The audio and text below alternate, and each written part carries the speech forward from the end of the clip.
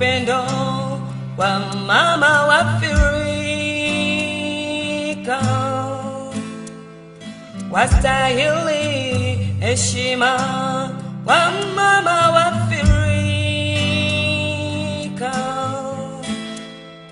wahitaji upendo wa mama wafirika, wastahili heshima.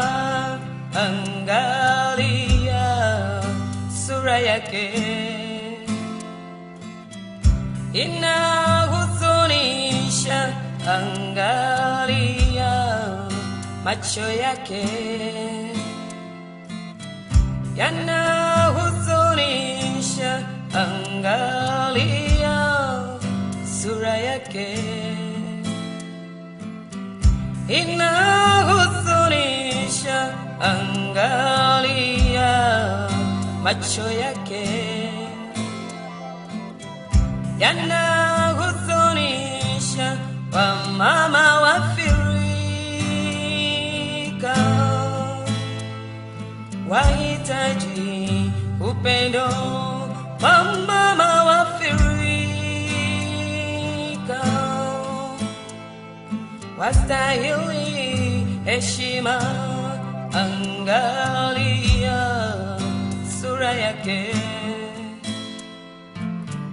inahuzunisha. Angalia macho yake,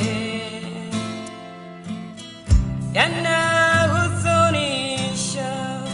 You deserve a lot of respect, Mama Africa, for the big role you play. You deserve acknowledgement, Mama Africa, in the community. You deserve a lot of respect, Mama Africa, for the big role you play. You deserve acknowledgement, Mama Africa, in the community. Oh, Mama Africa hana lolote, anashindwa atafanya nini? Ana watoto wanahitaji chakula, mavazi na pia elimu.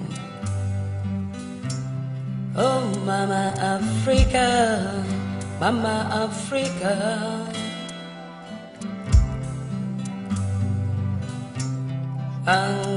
angalia sura yake,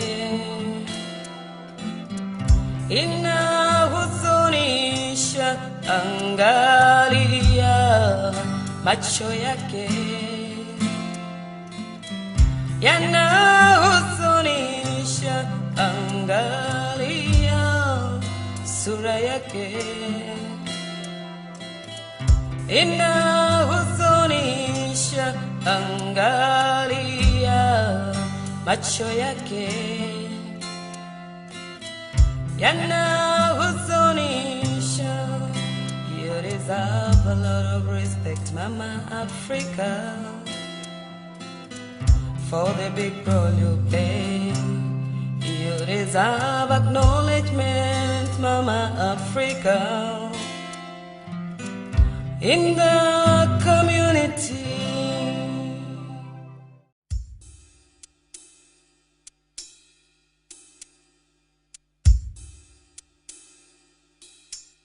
Wamama wafirika wahitaji upendo wa mama wafirika,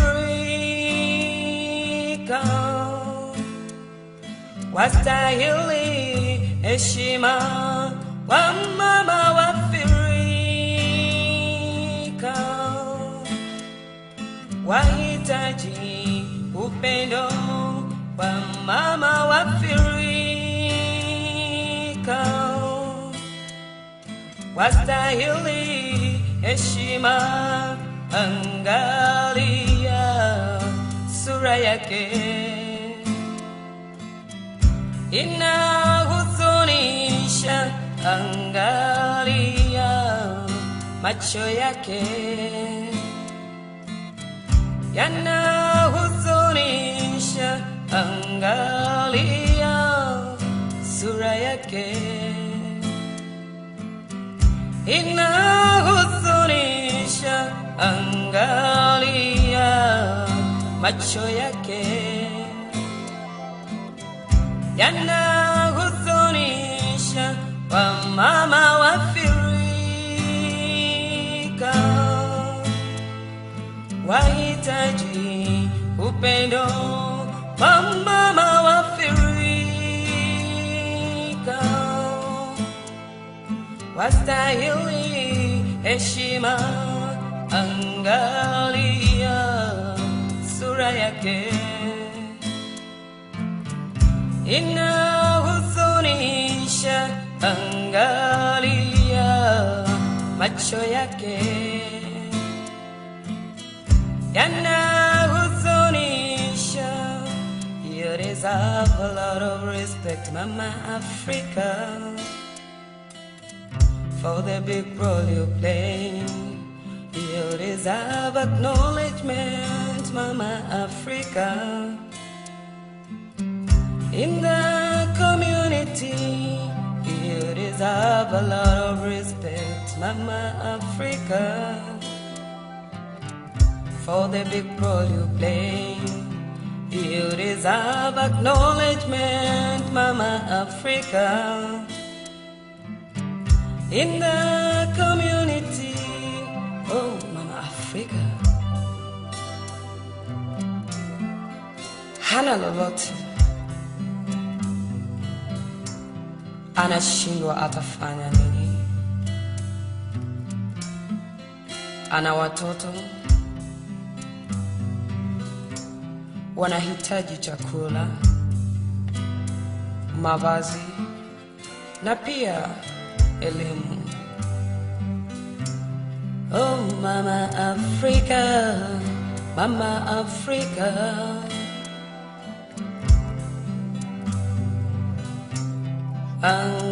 angalia sura yake. Inahuzunisha, angalia macho yake. Yanahuzunisha, angalia sura yake. Inahuzunisha, angalia macho yake. Yanahuzunisha, you deserve a lot of respect, Mama Africa, for the big role you play. You deserve acknowledgement, Mama Africa, in the community.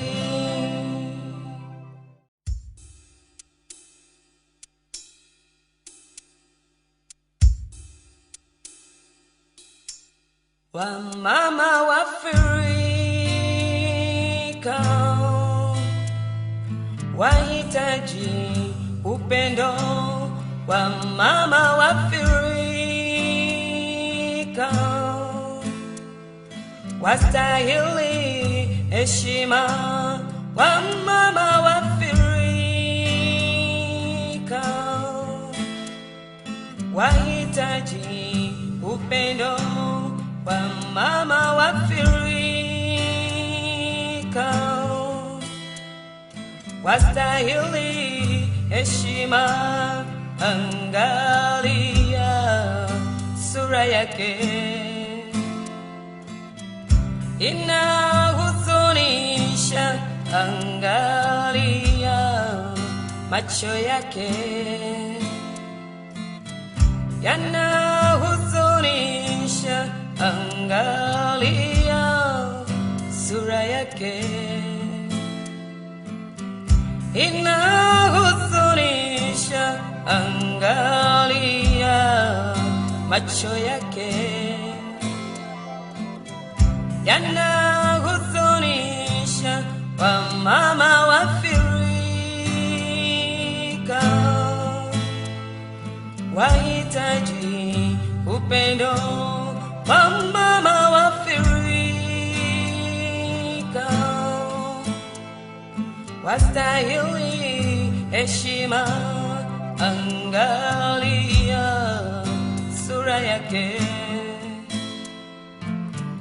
inahuzunisha, angalia macho yake yanahuzunisha. You deserve a lot of respect, Mama Africa, for the big role you play. You deserve acknowledgement, Mama Africa, in the community. You deserve a lot of respect, Mama Africa, for the big role you play. You deserve acknowledgement, Mama Africa, in the community. Oh, Mama Africa, hana lolote, anashindwa atafanya nini? Ana watoto wanahitaji chakula, mavazi na pia elimu. Oh, Mama Africa, Mama Africa,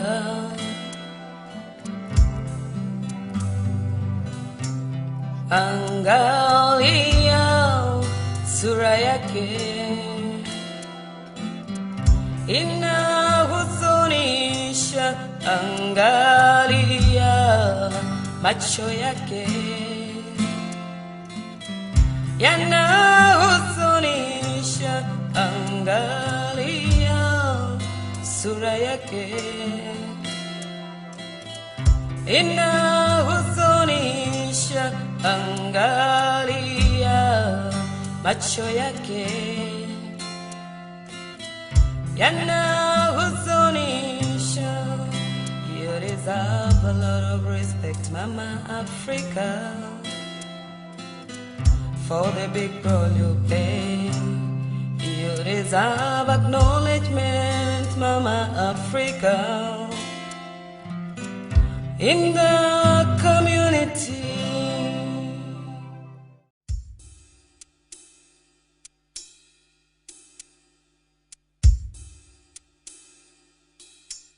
Wamama wa Afrika wahitaji upendo, wamama wa Afrika wastahili heshima, wamama wa Afrika wahitaji upendo, wamama wa Afrika wastahili heshima. Angalia sura yake inahuzunisha, angalia macho yake yanahuzunisha, angalia sura yake inahuzunisha, angalia macho yake yanahuzunisha. Wamama wa Afrika wahitaji upendo, wamama wa Afrika wastahili heshima. Angalia sura yake inahuzunisha, angalia macho yake yanahuzunisha. You deserve a lot of respect, Mama Africa, for the big role you play. You deserve acknowledgement, Mama Africa, in the community. You deserve a lot of respect, Mama Africa, for the big role you play. You deserve acknowledgement, Mama Africa, in the community. Oh, Mama Africa, hana lolote, anashindwa atafanya nini? Ana watoto wanahitaji chakula, mavazi na pia elimu. Oh, Mama Africa, Mama Africa,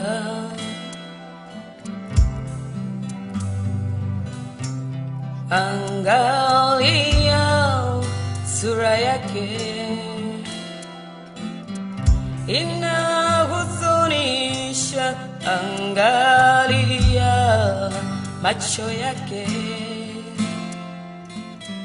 yanahuzunisha, angalia sura yake inahuzunisha, angalia macho yake yanahuzunisha. You deserve a lot of respect, Mama Africa, for the big role you play. You deserve acknowledgement, Mama Africa, in the community.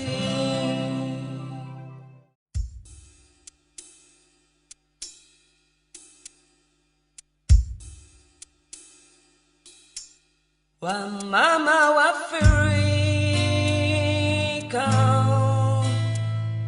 wahitaji upendo, wamama wa Afrika wastahili heshima, wamama wa Afrika wahitaji upendo, wamama wa Afrika wastahili heshima, angalia sura yake inahuzunisha, angalia macho yake yanahuzunisha, angalia sura yake inahuzunisha, angalia macho yake yanahuzunisha. Wamama wa Afrika wahitaji upendo, wamama wa Afrika wastahili heshima, angalia sura yake inahuzunisha, angalia macho yake yanahuzunisha. You deserve a lot of respect, Mama Africa, for the big role you play. You deserve acknowledgement, Mama Africa, in the community. deserve a lot of respect, Mama Africa, for the big role you play. You deserve acknowledgement, Mama Africa, in the community. Oh, Mama Africa, hana lolote, anashindwa atafanya nini? Ana watoto wanahitaji chakula, mavazi na pia elimu. Oh, Mama Africa, Mama Africa,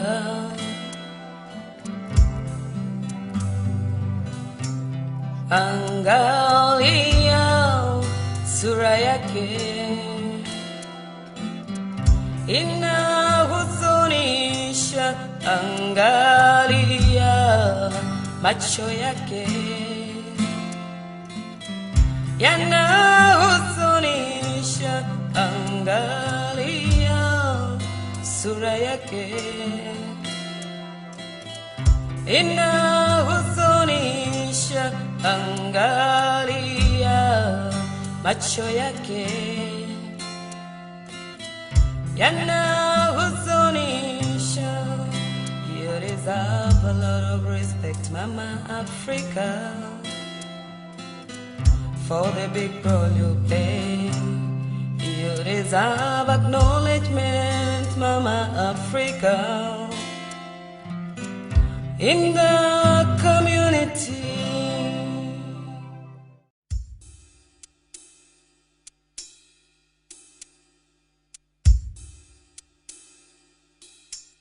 Wamama wa Afrika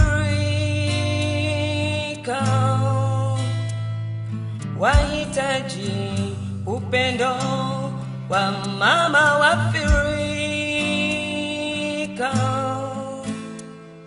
wastahili heshima, wamama wa Afrika wahitaji upendo, wamama wa Afrika wastahili heshima, angalia sura yake inahuzunisha, angalia macho yake yanahuzunisha, angalia sura yake inahuzunisha, angalia macho yake yanahuzunisha. Wamama wa Afrika wahitaji upendo, wamama wa Afrika wastahili heshima, angalia sura yake inahuzunisha, angalia macho yake yanahuzunisha. You deserve a lot of respect, Mama Africa, for the big role you play. You deserve acknowledgement, Mama Africa, in the community. You deserve a lot of respect, Mama Africa, for the big role you play. You deserve acknowledgement, Mama Africa, in the community. Oh, Mama Africa, hana lolote, anashindwa atafanya nini? ana watoto wanahitaji chakula, mavazi na pia elimu. Oh Mama Africa, Mama Africa,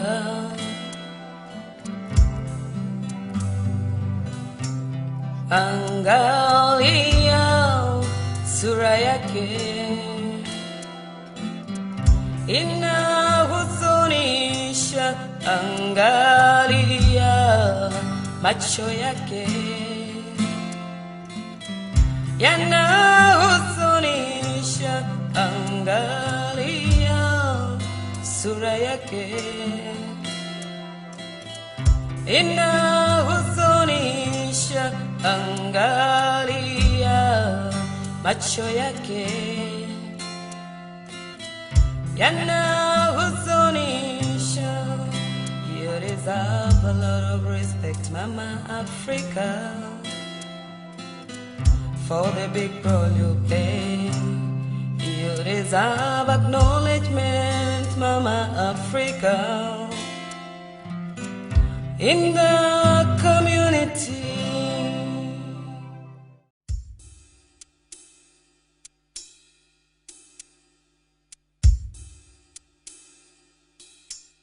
Wamama wa Afrika wahitaji upendo, wamama wa Afrika wastahili heshima, wamama wa Afrika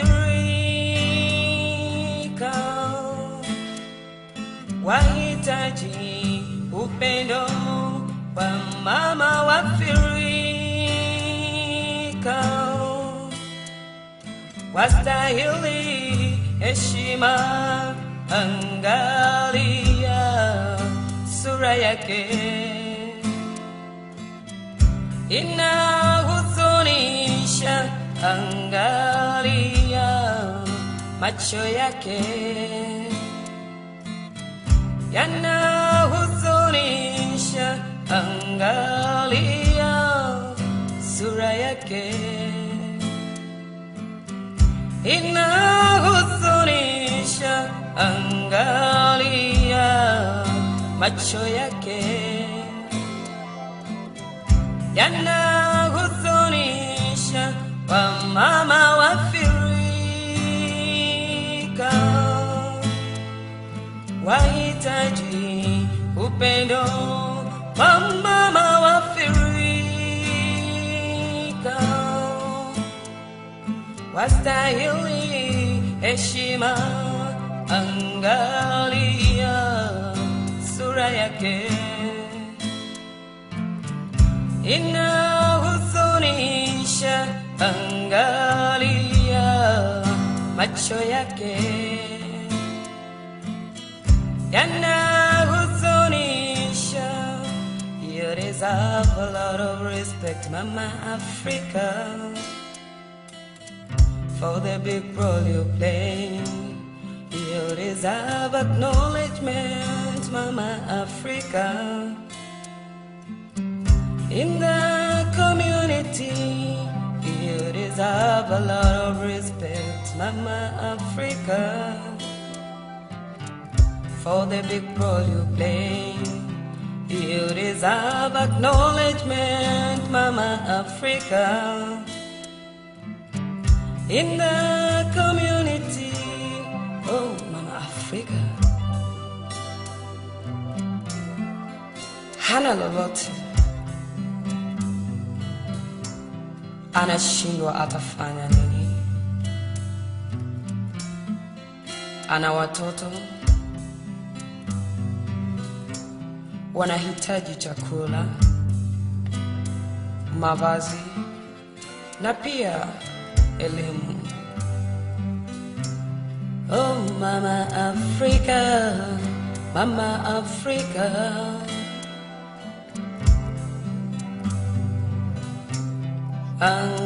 angalia sura yake inahuzunisha, yanahuzunisha, angalia macho yake. Yanahuzunisha, angalia sura yake. Inahuzunisha, angalia macho yake. Yanahuzunisha. You deserve a lot of respect, Mama Africa, for the big role you play. You deserve acknowledgement, Mama Africa, in the community.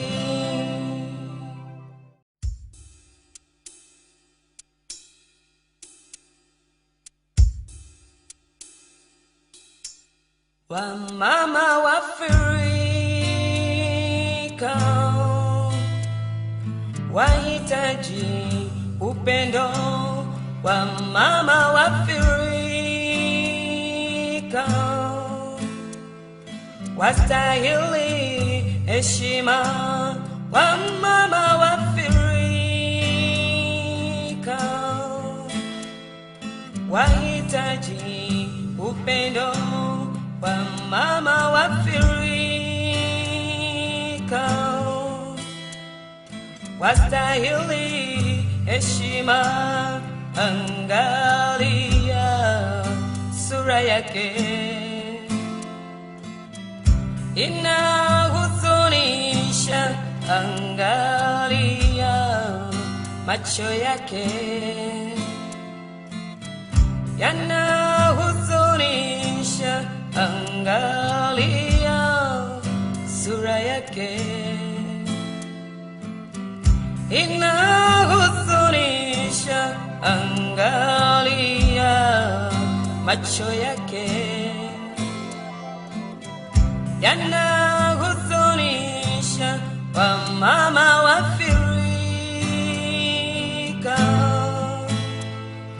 wahitaji upendo.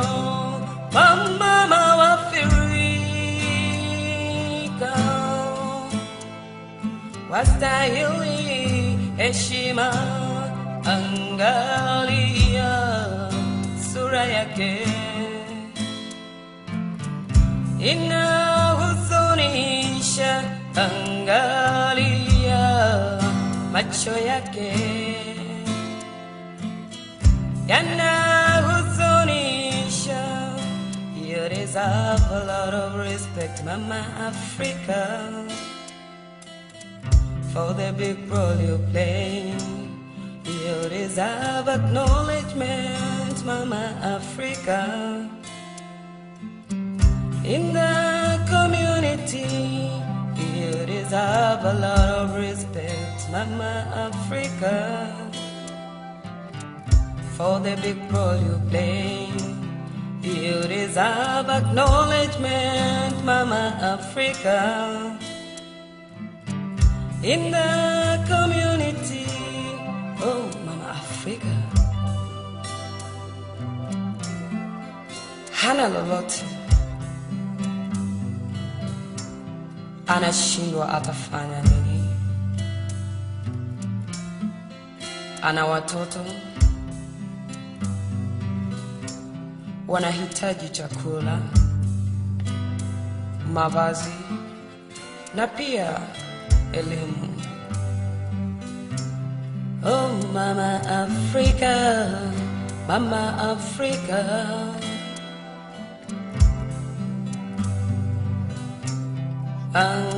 angalia sura yake.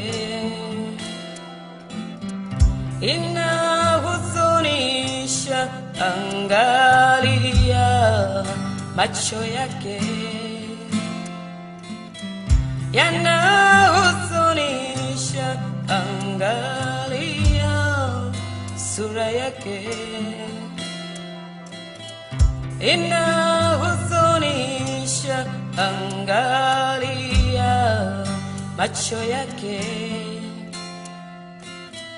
Yanahuzunisha.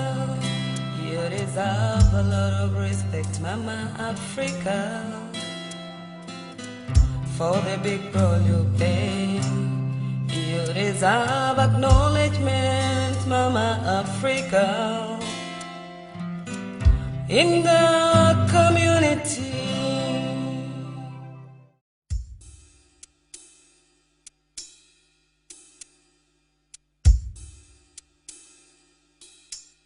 Wa mama wa Afrika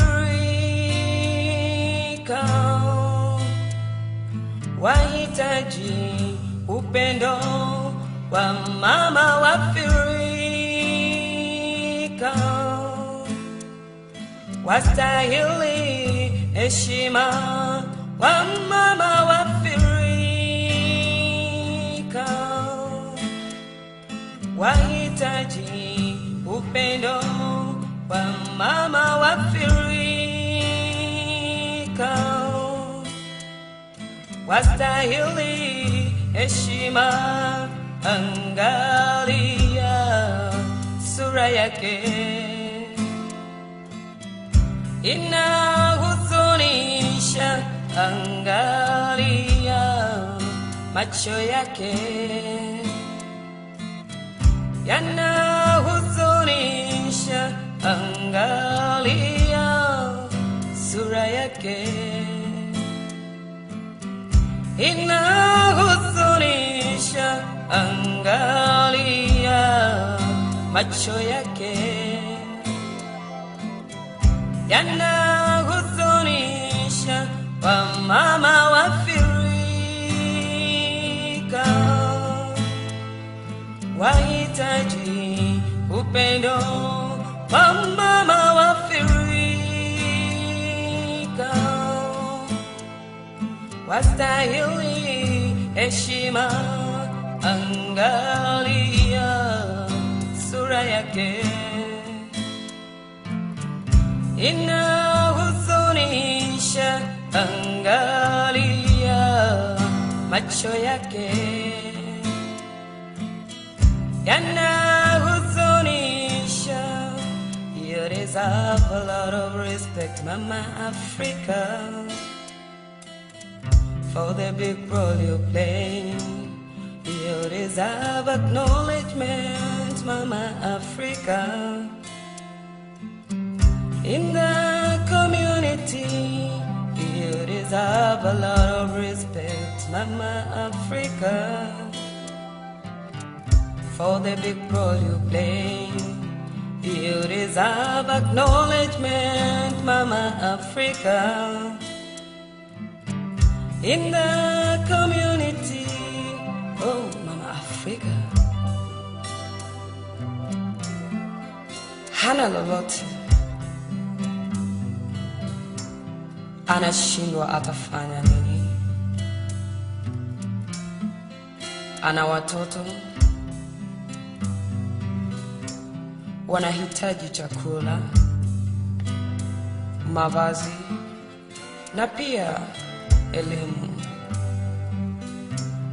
Oh, Mama Africa, Mama Africa,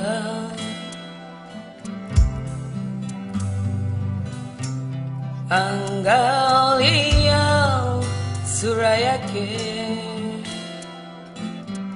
inahuzunisha, angalia macho yake yanahuzunisha, angalia sura yake inahuzunisha, angalia macho yake yanahuzunisha. You deserve a lot of respect, Mama Africa, for the big role you play. You deserve acknowledgement, Mama Africa, in the community.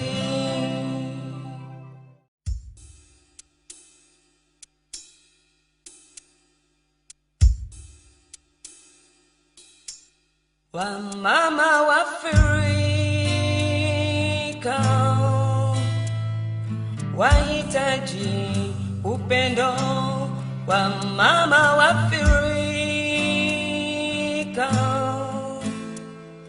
wastahili heshima wa mama Waafrika, wahitaji upendo wa mama Waafrika, wastahili heshima. Angalia sura yake, inahuzunisha. Angalia macho yake, yanahuzunisha. Angalia sura yake, inahuzunisha. Angalia macho yake, yanahuzunisha. Wamama Waafrika wahitaji upendo wa mama Waafrika, wastahili heshima. Angalia sura yake, inahuzunisha. Angalia macho yake, yanahuzunisha. You deserve a lot of respect, Mama Africa, for the big role you play. You deserve acknowledgement, Mama Africa, in the community. You deserve a lot of respect, Mama Africa, for the big role you play. You deserve acknowledgement, Mama Africa, in the community. Oh, Mama Africa hana lolote, anashindwa atafanya nini? Ana watoto wanahitaji chakula, mavazi na pia elimu. Oh, Mama Africa, Mama Africa,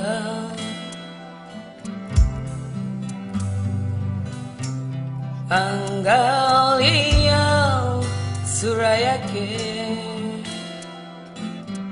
inahuzunisha. Angalia macho yake, yanahuzunisha. Angalia sura yake, inahuzunisha. Angalia macho yake, yanahuzunisha. You deserve a lot of respect, Mama Africa, for the big role you play. You deserve acknowledgement, Mama Africa, in the community.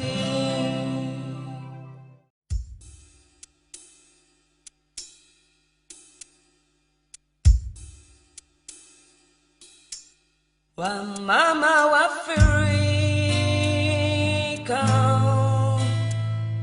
wahitaji upendo wa mama Waafrika,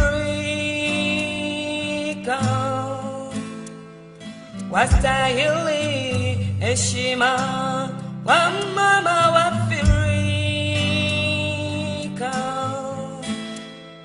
wahitaji upendo wa mama Waafrika, wastahili heshima, angalia sura yake.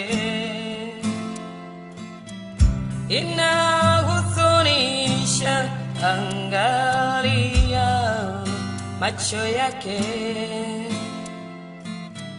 Yanahuzunisha, angalia sura yake. Inahuzunisha, angalia macho yake. Yanahuzunisha, wamama wafirika wahitaji upendo. Wamama wafirika wastahili heshima, angalia sura yake.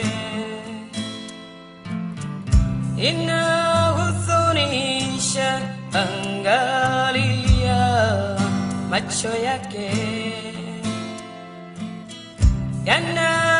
Yanahuzunisha. You deserve a lot of respect, Mama Africa, for the big role you play. You deserve acknowledgement, Mama Africa, in the community. You deserve a lot of respect, Mama Africa, for the big role you play. You deserve acknowledgement, Mama Africa, in the community. Oh, Mama Africa, hana lolote, anashindwa atafanya nini? Ana watoto wanahitaji chakula, mavazi na pia elimu. Oh, Mama Africa, Mama Africa,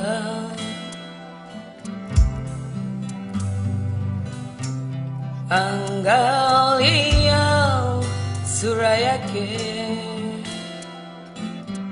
Inahuzunisha, angalia macho yake. Yanahuzunisha, angalia sura yake. Inahuzunisha, angalia macho yake. Yanahuzunisha. You deserve a lot of respect, Mama Africa, for the big role you play. You deserve acknowledgement, Mama Africa, in the community.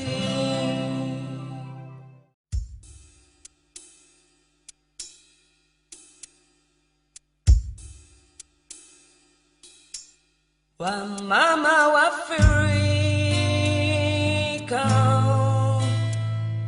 wahitaji upendo. Wamama wafirika wastahili heshima. Wamama wafirika wahitaji upendo. Wamama wafirika wastahili heshima, angalia sura yake.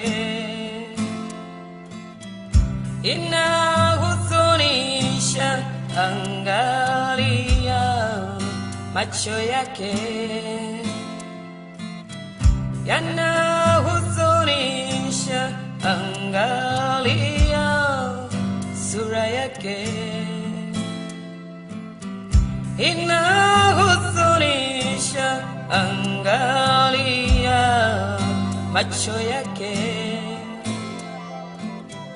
yanahuzunisha wamama wafirika,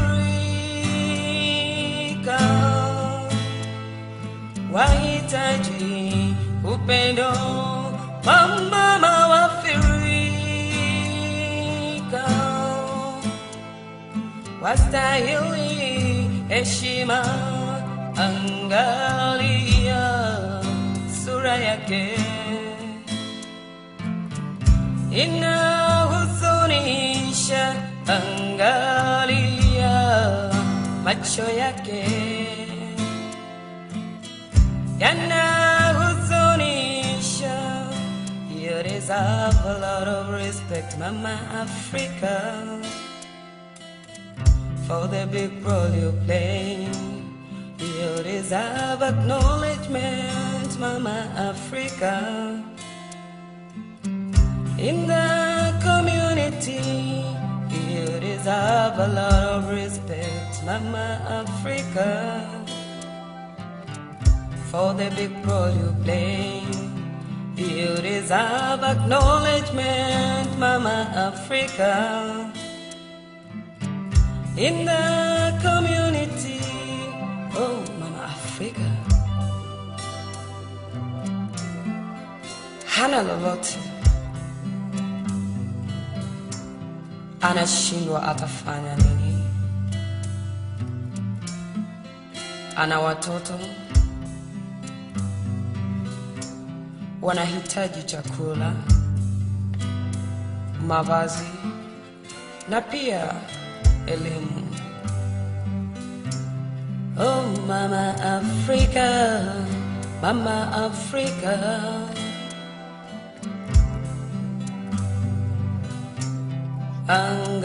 angalia sura yake inahuzunisha, angalia macho yake yanahuzunisha, angalia sura yake inahuzunisha, angalia macho yake yanahuzunisha. You deserve a lot of respect, Mama Africa, for the big role you play. You deserve acknowledgement, Mama Africa, in the community.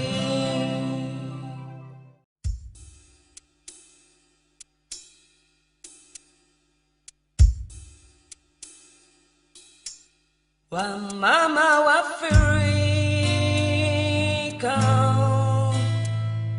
wahitaji upendo. Wamama wafirika, wastahili heshima. Wamama wafirika, wahitaji upendo. Wamama wafirika,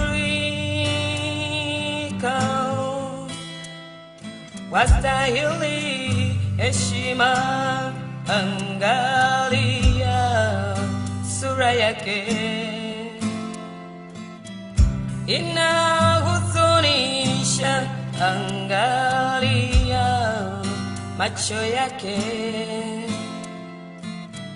yanahuzunisha, angalia sura yake inahuzunisha, angalia macho yake yanahuzunisha. Wamama wafirika, wahitaji upendo. Wamama wafirika,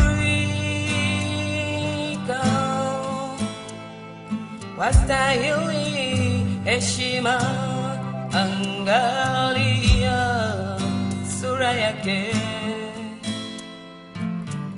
inahuzunisha, angalia macho yake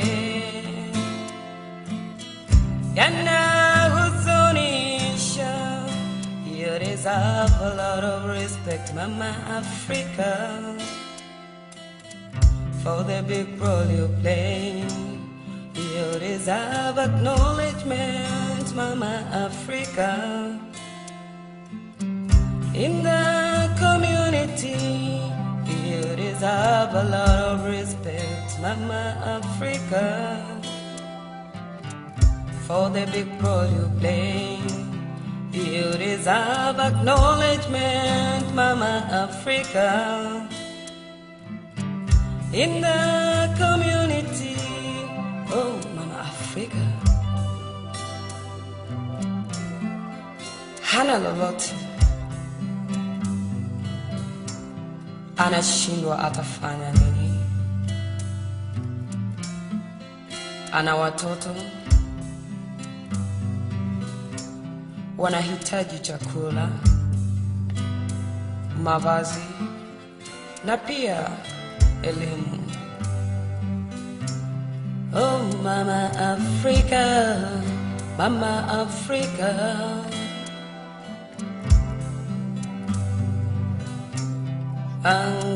angalia sura yake inahuzunisha, angalia macho yake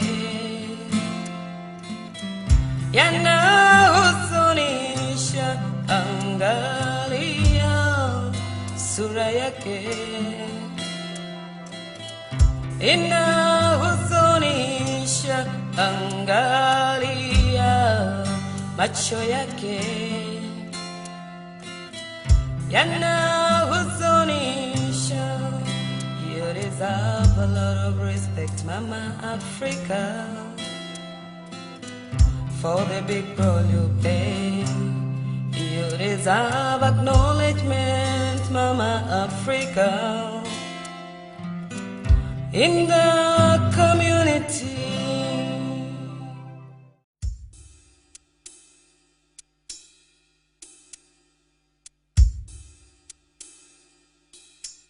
Wamama wa Afrika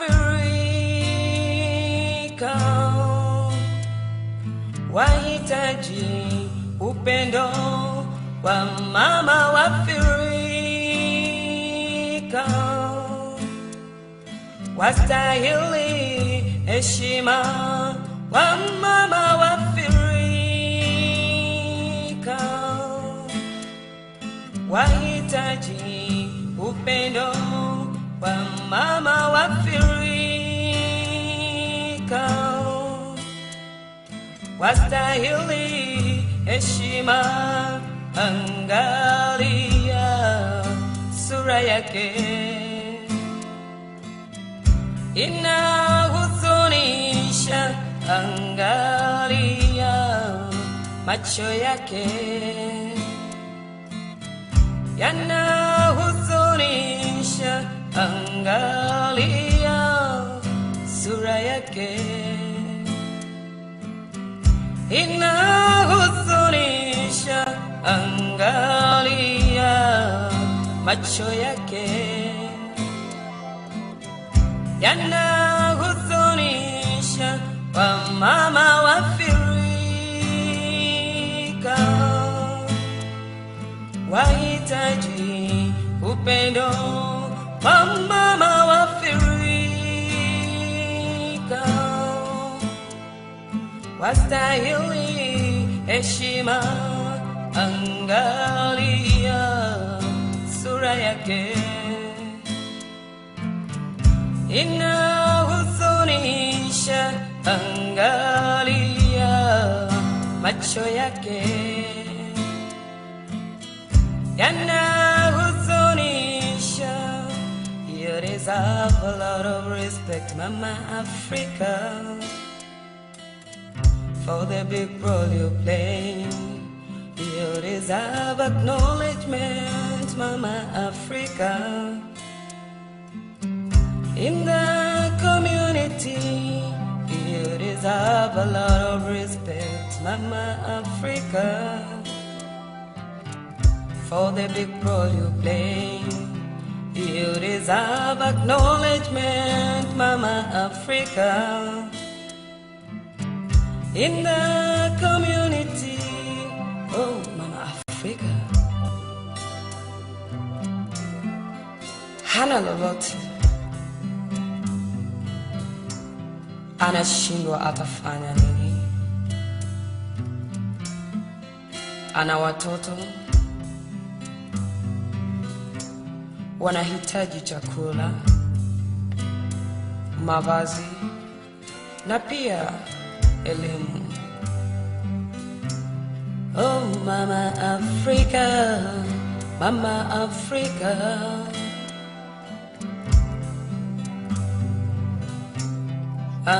angalia sura yake inahuzunisha, angalia macho yake yanahuzunisha, angalia sura yake inahuzunisha, angalia macho yake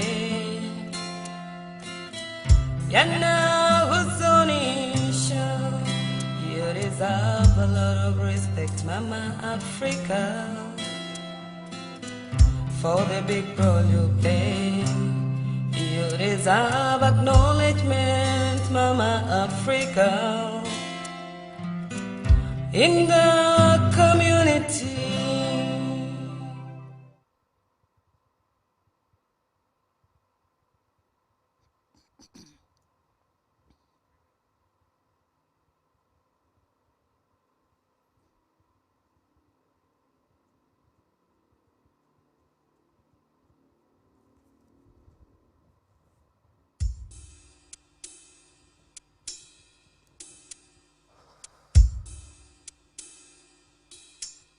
Wamama wa Afrika wahitaji upendo, wamama wa Afrika wastahili heshima, wamama wa Afrika wahitaji upendo, wamama wa Afrika wastahili heshima, angalia sura yake inahuzunisha, angalia macho yake yanahuzunisha, angalia sura yake inahuzunisha, angalia macho yake yanahuzunisha, wamama wa Afrika, wamama wa Afrika wahitaji upendo, wamama wa Afrika wastahili heshima, wamama wa Afrika.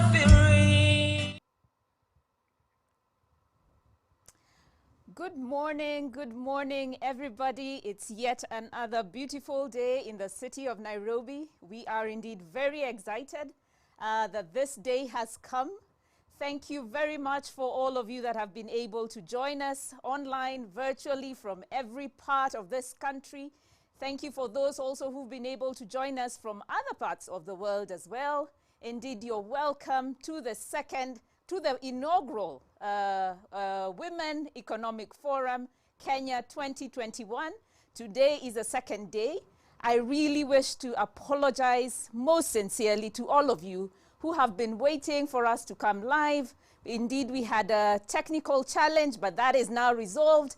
And we are all set to having a power-packed day today with lots of very interesting conversations, lots of interesting discussions that will be able to propel us as women into the 21st century, as women entrepreneurs, as women who are making an impact in the economy.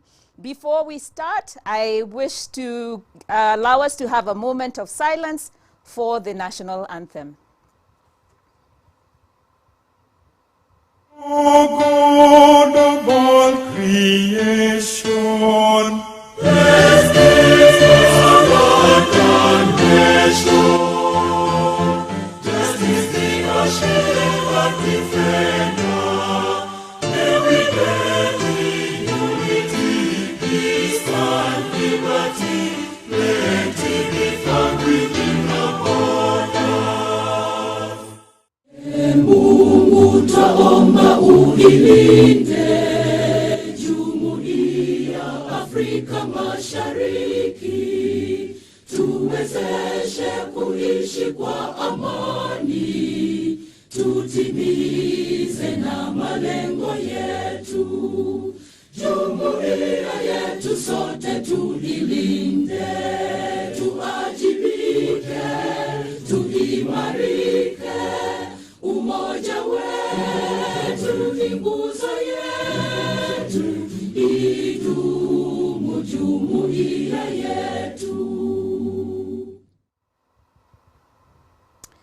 So let's begin with a word of prayer. We thank our Almighty God for making this day possible for us. Let's bow our heads and pray. Our dear Heavenly Father, holy is your name, Yahweh Elohim.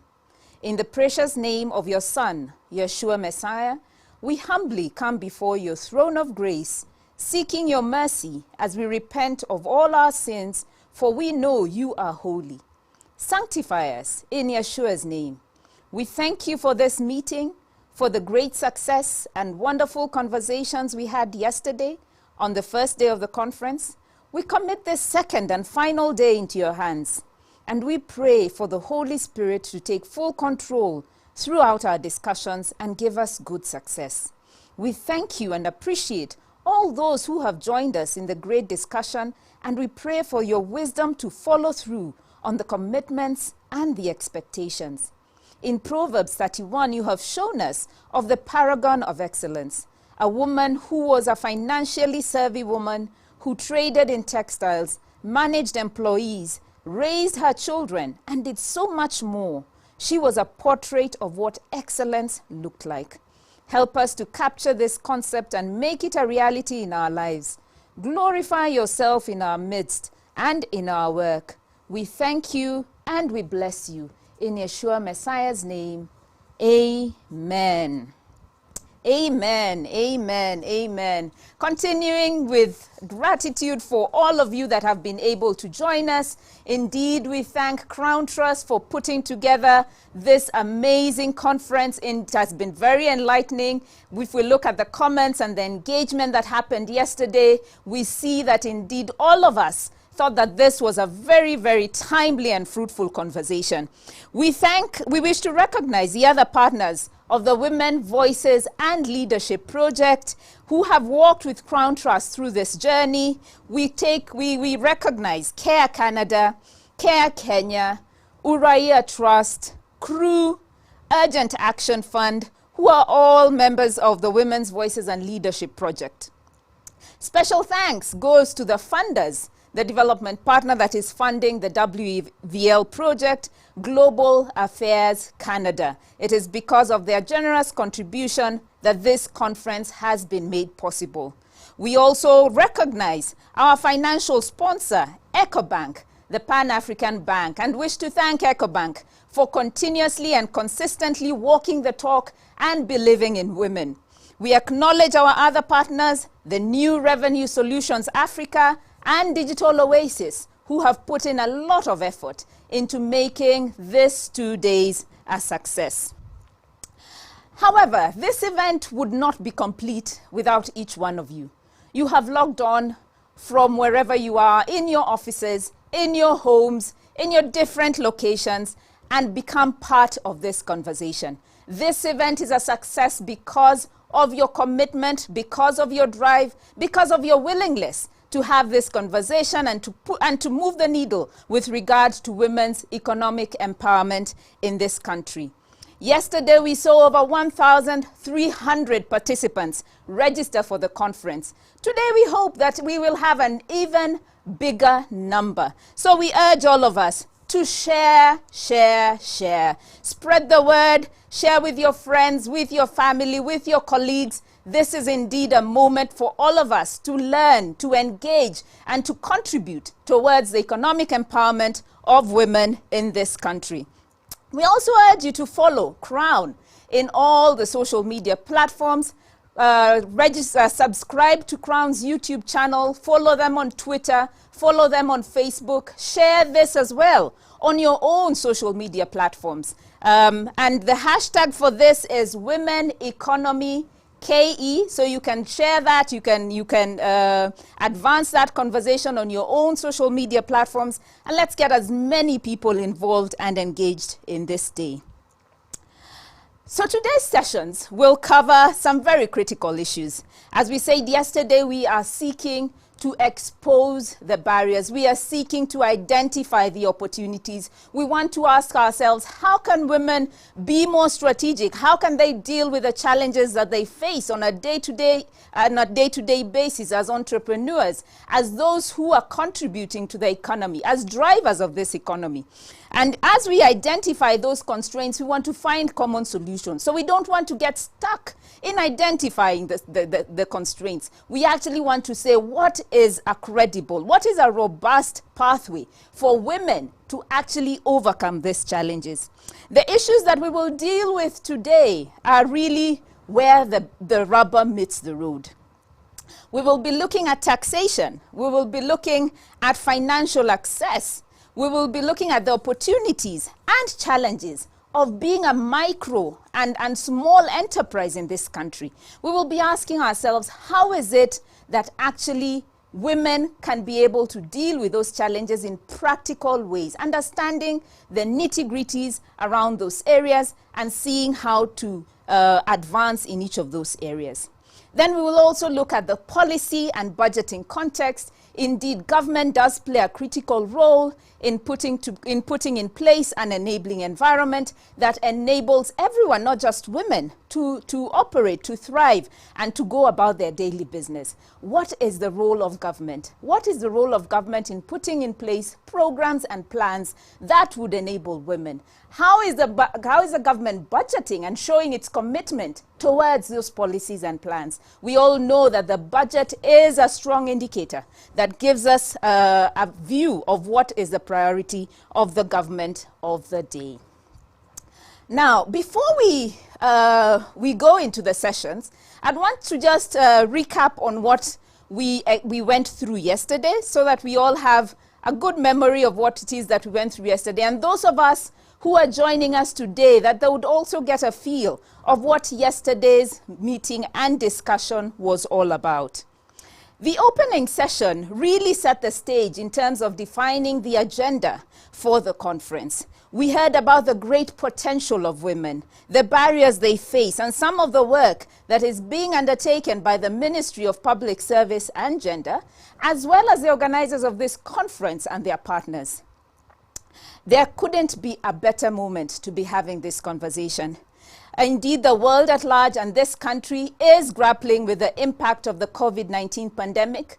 Right now, as countries think through the strategies and the processes towards recovery out of the deleterious impacts that have taken place as a result of COVID, it provides a real good opportunity to actually ask ourselves, how can we do things differently? How can we actually ensure that the lessons we have learned through COVID and looking at how the systems and the economy is organized, how can we transform in our transformative process, change the way we do things, so that as we emerge out of this, as we recover from this, that we are putting in place mechanisms that actually strengthen and enable every member of society to play their role. Men and women, boys and girls, leaving no one behind. The Power Talk by Dr.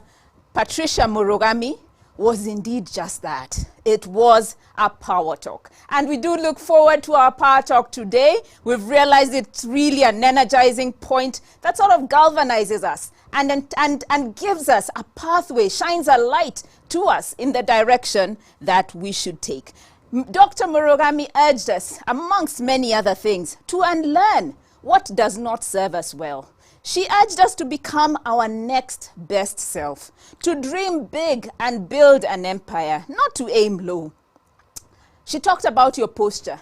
And this is not about how you stand and how you sit, but what is your attitude?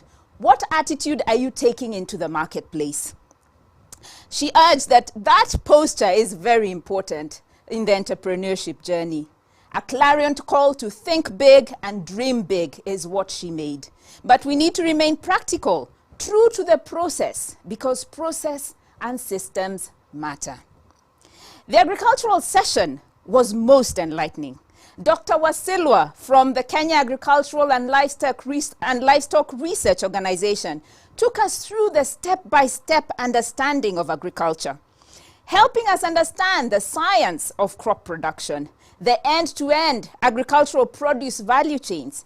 She noted that some of the challenges of how we do agriculture in this country is related to their information asymmetry. Information is resident in research institutions, in policy institutions, but farmers who are making day-to-day decisions do not have this information. And as a result, they are not able to make optimal decisions on a day-to-day basis about what they grow, how they handle it, how they take it to the market, how they store it, etc. She also mentioned that post-harvest losses are a big challenge with regard to agriculture in this country. We lose about 40% of our produce in every season. That was shocking. Indeed, that is a great loss. And if we are thinking of moving from just agriculture, subsistence agriculture, into agriculture as a business, these are some of the issues that we will need to think through. These are some of the issues that we'll need to ask ourselves, what is the opportunity there? Remember, everywhere there is a challenge, there is a market opportunity. So as we speak about these challenges, as women, let's put on our thinking hats, let's put on our strategy hats that actually tells us right there is a market opportunity for me to contribute to the solution of that problem. Then the last thing that she mentioned is the issue of market. And she said it's all well and good to grow high-value products, to grow high-yielding products, to grow products that become products within short periods of time. But if there is no market, we have no business. So the question about market access is a very critical question with regard to ensuring that agriculture is becoming a business. The next session was on manufacturing. Indeed, this was a very eye-opener. There's a way that Mike just dropped for me in that session. Composed of women who are actually in the trenches doing this thing. Women who are actually in the trenches doing this thing. Mary Ngechu gave great insights on how one can position themselves in manufacturing. Her big message, and what I took out from that, she said many things, but one of the things that is very key for us to learn is that she said, let's adopt. Let's not try and reinvent the wheel at this stage of our entry into the manufacturing. Let's ask ourselves, what has been done elsewhere? Has it worked? And can it work here? If indeed it has worked where it has worked, and it can work here, let's adopt. Let's not try and reinvent the wheel. Let's just adopt what is available. She urged us to know your product, know your process, and know your customer. She asked us to guard against the risk of producing for yourself, producing what you think you like. You always have to listen to your customer and be versatile. Adapt as soon as possible. Listen to your customer. What do they want? That is what you produce for them, irrespective of what you think you want to produce. We also heard from Gearbox. Gearbox is dear to my heart, as that's one of the entities where I saw actually a machine being put together in this country. I think it portends great potential in terms of moving manufacturing, just moving the whole question around technology and machinery in this country. I look forward to the time when people like Mary Ngechu will not have to go to China to look for machinery that that manufactures plastic, but they will just walk next door to Gearbox, and Gearbox will be able to give them that machinery right from here in Kenya.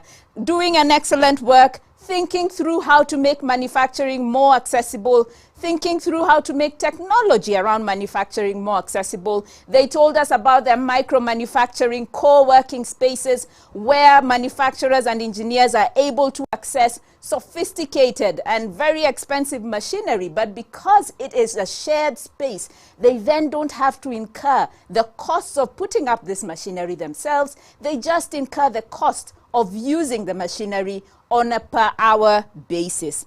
Really, really innovative stuff. We also heard from Akinyi, who demonstrated to us that there's a real opportunity driven by the Buy Kenya, Build Kenya initiative, that women can take advantage to build Kenyan brands for local consumption. It was clear that in this sector, and when I listened to this panelist, it was very clear that what Dr. Murugami told us is rings very true in this sector. You cannot afford to fear. As a manufacturer, you stand tall and you do not fear. You just go for it. The next session was on technology and innovation.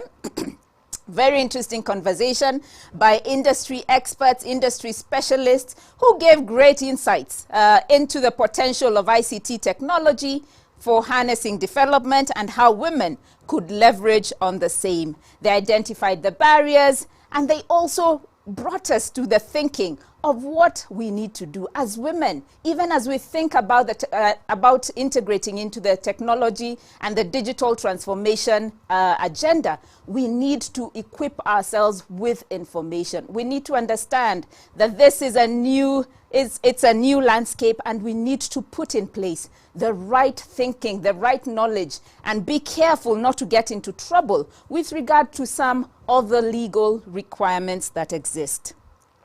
The final session on media was also quite insightful, giving us a synopsis of just the role and the potential of media.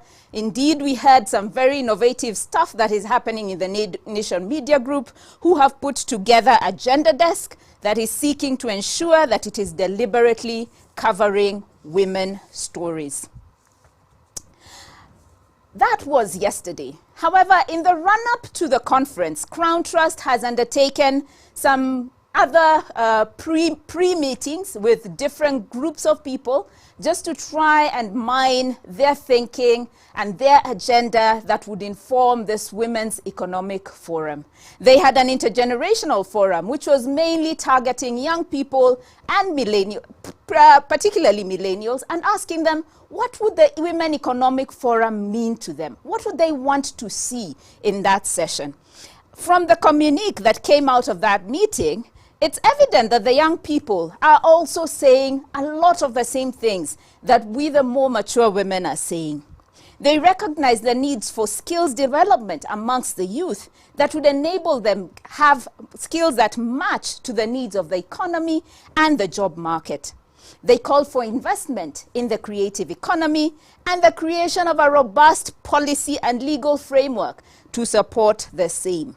They noted the value of youth organizing in groups. They have recognized that as women, one of the biggest strengths of women is their organizing power, and this has potential, especially in small economies. They emphasize the need for market access and the need to reform AGPO, the access to government procurement opportunities, to separate persons with disability, because there was there is intra-discrimination within the categories that are laid out in the AGPO framework.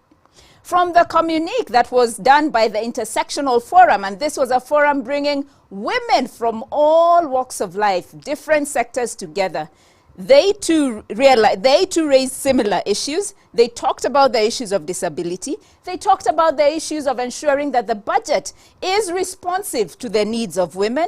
They talked about accurate data on women that would help with decision making, partnerships with the media in terms of setting forth the agenda of women, and access of women to the various government funds. They also called for sustainable economic empowerment solutions. I'm sure that some of these issues have found expression in the first day, and even today, some of those will also be discussed at length, and I'm sure that these groups will also find that they were a part of this conference and they have contributed to the same.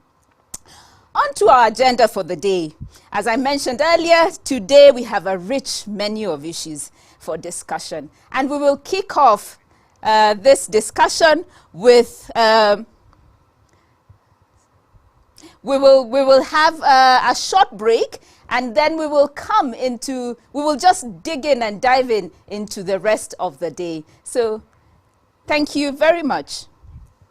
Welcome to the inaugural Women's Economic Forum happening on the 24th and the 25th of February 2021. A premier networking and information sharing forum, the conference will be the ground zero for women's economic emancipation aimed at unlocking women's economic potential. This year's thematic focus will include agribusiness, manufacturing and value addition, financial access, technology and innovation, entrepreneurship, and tax and policy regimens.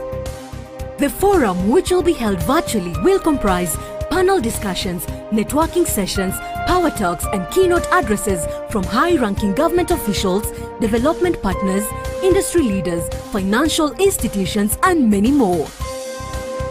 The forum is the first in the Women and Economy series under the auspices of the Women's Voice and Leadership Program Kenya, networking and alliance building pillar powered by Crown Trust, supported by CARE Kenya and Global Affairs Canada in partnership with the New Revenue Solutions Africa and Digital Oasis. Don't miss out. Register now by visiting www.womeneconomicforumkenya.com. The Women's Economic Forum 2021, reshaping Kenya's economy through harnessing women's economic potential.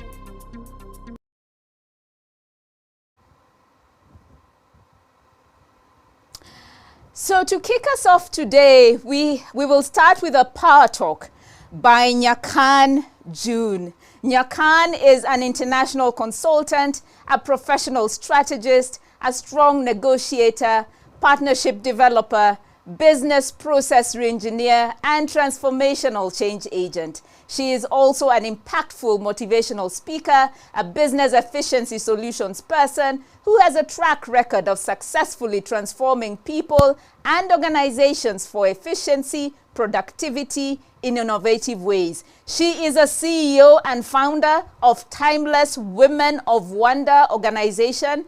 Her forte is in mapping, developing, implementing, and managing local and regional international projects, creating global linkages between nations, governments, private sector, players, and other stakeholders for development, convening international forums and conferences with tangible executable outcomes and practical local, regional, and international partnerships, negotiating mutually beneficial agreements and partnerships, unlocking potential, people and organizations, problem solving through innovative thinking, conflict resolution for big picture, and building collaborative strategic partnerships. We do look forward to this conversation. We do look forward to Nyakan giving us this power talk. Nyakan, you're most welcome. Take the floor. Take us through this. Thank you. Thank you so much, and what a pleasure it is to be here.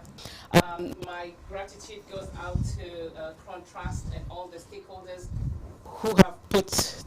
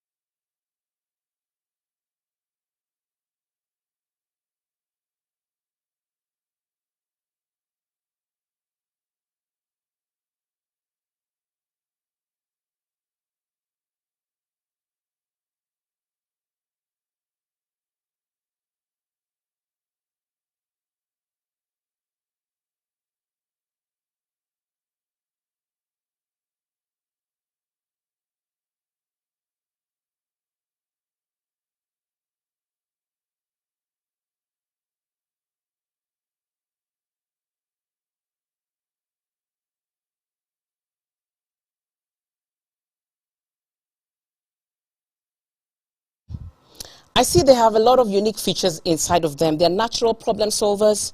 They have foresight. They're selfless. They're resilient, very creative. They're passionate, forward-thinking. They're mobilizers. They're counselors. They're peacemakers. And they're just great at heart. Warm-hearted people who are always looking at future, the future of their families, their communities, and society at all times. When you look at the roles that women play, you can't even say hard. So there are just so many multifaceted roles that they play at a go. They are wives, they are mothers, they are friends, they are sisters, they are daughters, they are counselors, they are teachers, they are friends, they are politicians, they are pastors. There's so many different things. And why it is so important not to just empower women economically, just for themselves, but I think it's more strategic for the future growth of any nation. Because this is a long, phrase that when you empower a woman, you empower a community. But it's not just a saying, it's a fact. It's a strategic, political, economic fact. When we did a survey about 7 or 8 years ago, just with 1,000 shillings, and we asked women in 3 tiers what they would do with 1,000 shillings. And we did the same for men. 3 tiers, top tier, mid-tier, and low-income earning man, top tier, mid-tier, and low-income earning woman. And we asked the question, what would they do with 1,000 Kenya shillings? That's $10. And I'll begin with what the men said. The top tier man said 1,000 shillings, I'll put it in my fuel, add gas to my car. And then the mid-tier man said he would put a little bit of fuel and put airtime on his phone. And then the low-income man said he would do airtime. He would be able to, take a matatu that day. But it was so interesting to see that he said he would go and have a 1/4 kilogram of meat, nyama choma, with his friend and a drink. And if anything remained, it would go home. At least the low-income man thought about, home. When we asked the women, the top-tier woman, she said she would add it to her kitchen cabinet because she didn't need the 1,000 shilling, but she'd add it to her kitchen cabinet. The mid-tier woman added it to the kitchen cabinet, but also looked and said, what would a child need, and add on to that. And the low-income earning woman said that she would take 250 shillings and put it in the chama. And then she would look at what is needed in the kitchen, and she would add. And then whatever it is, if there was a child who was sick or needed to go to school because of the microeconomy, then she would do that.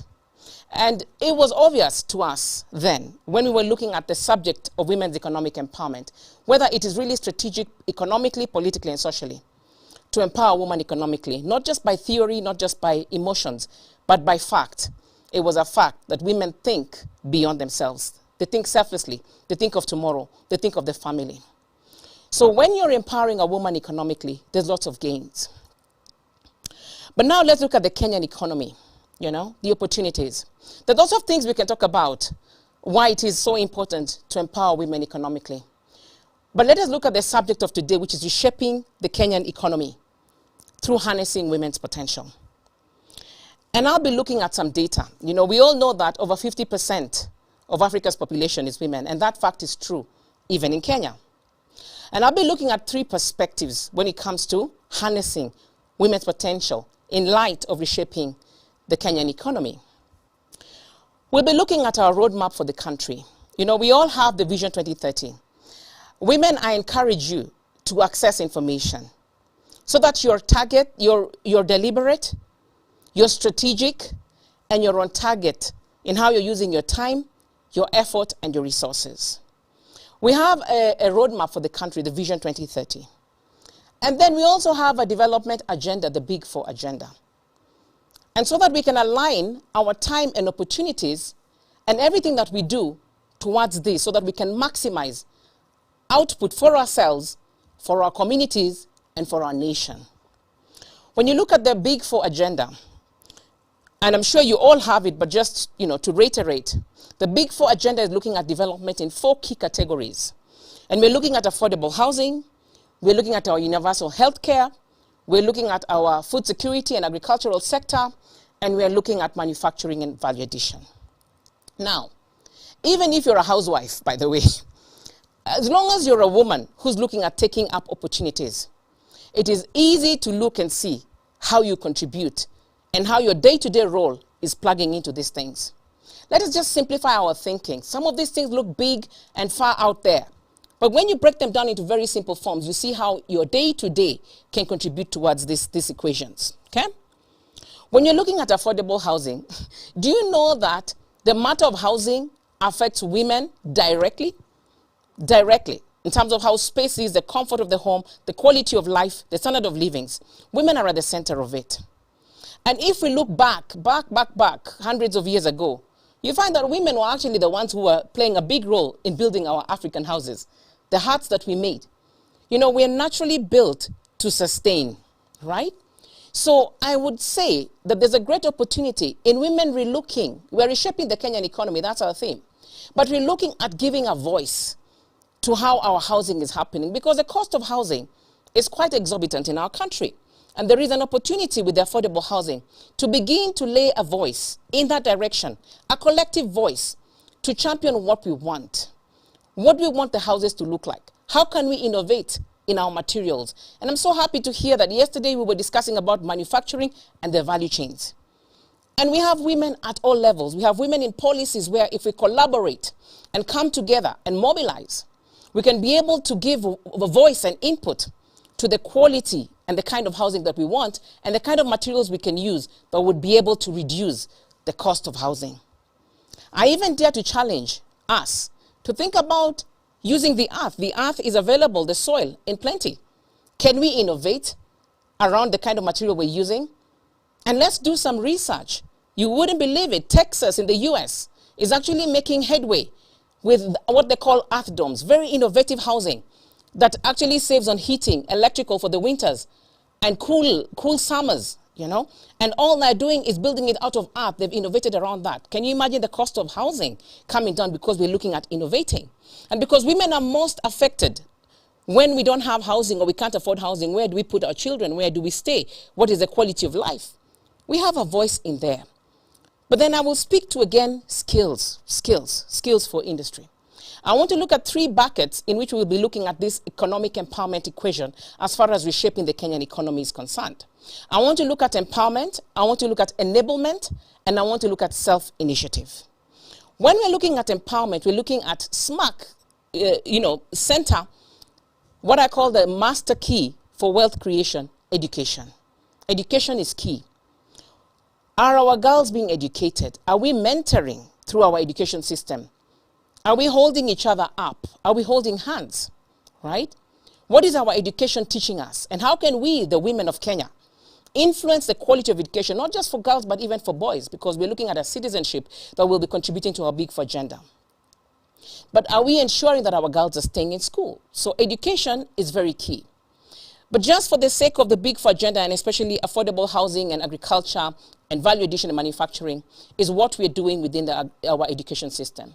Are we influencing an education system that is encouraging leadership, that is encouraging innovation, critical thinking, and problem solvers?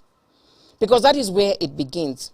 So that we then start looking at post-secondary skills development and seeing how women can play a role in accessing skills in the construction sector and some of these sectors that are adding value addition, you know. We have a great opportunity to revive our cotton factories, our textile factories. And I don't see, today I'm wearing a Kenyan outfit designed by a Kenyan lady, Peggy O, okay? I mean, this is really beautiful. Quality fabric design, but I wonder why we cannot design the prints in Kenya. Why can't we do our full value addition? Get the cotton, spin the cotton, produce the cotton, get the fabric, do the design of the fabric, make the outfit, and create jobs along the value chain. Women, do not wait to be invited to do this. Let us step ahead and begin to do that. We can. You know, people say that if you're waiting to be invited onto the table, you may wait a very long time. Get a seat and drag it next to the table and get your voice in there. Because they say if you're not on the table, you definitely may be on the menu. And if not, and in the menu, you're probably going to be eaten. So I would really recommend and inspire women. Let us get our seats on the table. Let's not wait to be invited. Let us be innovative. Let us be problem solvers. Let us begin to take the initiative and let us mobilize. So in the matter of empowerment, let us continue to mobilize. Associations such as what we're having today is bringing women together to discuss what we need to do. But more importantly, let us go out and do it. Let us begin to create the skills and the capacity that women need to be able to go out, okay? And to be able to do new things. Let us deal with our industry mindsets, because sometimes we believe that certain work is a preserve of men. And so women stay out of the equation of development, right? Yeah, we stay out of the equation of development. Yet, there is a great opportunity in any sector that exists for women to play a key role. When you look at health, who are the most affected people? Women and children. So are we sitting to begin to develop solutions in that area, or are we waiting for people to develop solutions for us and have pity on us? I want to come to the area of enablement. When we are talking about the Big Four agenda, those of us women who are in the policy, legislative spaces, who are in government and public sector and places of influence, we need to be able to harness our voices together and be able to take up very strategic decisions and push very strategic solutions for women to be empowered. And I call this enablement. When we look at the role of women, in business and in the economy, there's still a lot of barriers that women are dealing with. When you're looking at trade, the cost of trade is high. The cost of producing a dress such as that I'm wearing cannot compete with the China clothes that we are importing into the country. The cost of production is very, very high. So we need to be able to break down what are these barriers, in terms of cost of production, in terms of barriers to doing business, in terms of cost of raw materials, in terms of taxes. And I'm really happy that we're going to have conversations around the taxes, and the role that women are playing in this area and the challenges that women are facing. And hopefully we have very critical outcomes in that area that begin to break the barriers and lower the barrier to entry for production. If we're going to be a production economy, and contribute towards our fourth, manufacturing and value addition, agenda in the Big Four agenda, we need to be able to look at the costs. Trade, our transaction cost, the cost of doing business, the cost of paying money. When you're looking at the Visa card payments, the cost of transactions, when you're looking at trading between, the East Africa community, within our different counties, the logistics that's surrounding that. What is the cost of doing business? So for us in the enablement area, I'd like to look at the representations that we have in the political spaces to be able to champion agendas, decisions that are going to open up these spaces and break down barriers for women. But my last piece, which is self-initiative, is what I want to spend a little bit more time on. Women, be confident. We are so gifted. We are so creative. Let us break down the barriers that we have individually. And I'll be speaking about three main barriers. One is the mindset barrier. What is your mindset? Are you having a poverty mindset? Or are you having a growth mindset? And the difference between those two mindsets, a poverty mindset is not about whether you look poor or whether you're poor. But it's about somebody who believes that it is in scarcity, that there is too little around us. So there is negative competition. There is a limited thinking, a limited mindset that if I share this information or if I share this, there's too much to go around. Just last week we had our Timeless Conference. This week we're having the Women's Economic Forum Kenya. It's enough opportunities for women to engage. We can't have too much opportunities for women. We can't have too much information. We can't have too much connection. We cannot have too much networking. Let's open up. Let's collaborate. A scarcity mindset is a limiting mindset, and it limits the potential of women. When we're looking at unlocking the women's potential, we need to look at the mindset that women are carrying. If we have a mindset of abundance, there is more than enough. There's more than enough for us to go about. We can't finish the women. If I'm empowering women in health, and Daisy is empowering women in economy, and somebody else is empowering women in politics, that just means women are empowered in health, politics, and economy. And even if we are both in economy, there is, small economy, financial, there's so many buckets within that area that all we have to do is strive to collect ourselves, to mobilize ourselves, and to move forth in abundance. Don't limit your potential. Dream big. I always say, nobody can limit the dream that you have in your mind, only yourself. Nobody can enter your mind and tell you dream this small or dream only this enough. It is limitless. And whatever you can see, you can be. Whatever you can see, you can do. So if you're thinking of producing clothes, if you're thinking of producing shoes, if you're thinking of starting an institution that's going to drive the agricultural sector and transform it, if you're thinking of putting a manufacturing plant, if you can see it, you can do it. If you can even see it in your mind's eye, you can be it. Don't limit your thinking. And you know, there's one secret I have discovered, that the minute you can see something so clear, the how comes. You may not have the how when you're dreaming about it, but the minute you can dream it, that it becomes alive inside of you, till the point you can see it, the how begins to come. The who you need to work with begins to come. The way that you need to work with begins to come. So women, dare to dream, and dare to dream big. Yeah, dare to dream big, okay?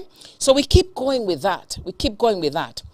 Now, the barriers that we're talking about, 2 barriers and then I finish, is the psychological and physical barriers. Yeah, the psychological and physical barriers. Now, our physical barriers are barriers that we give ourselves, where we were born, who we are, our tribes, how we see ourselves. Drop those barriers. You know, embrace who you are. Embrace the identity of who you are. Keep going. Go for what you carry, okay? And then psychological barriers. Psychologic barriers. Break those psychological barriers of how you see yourself. Build the confidence and believe yourself. So as we engage over the next couple of sessions, women, I say, dream big. Engage from a mindset of possibility. Break down every impossibility in your mind. Engage as an equal contributor to every conversation. And after this conference, my prayer is that you are going to write down on your notebook what it is you're going to do and what it is you're going to do different. And see yourself as a contributor to Africa's Big Four agenda. Find your space, find your role. Thank you so much for this opportunity, and I look forward to the great outcomes. God bless you.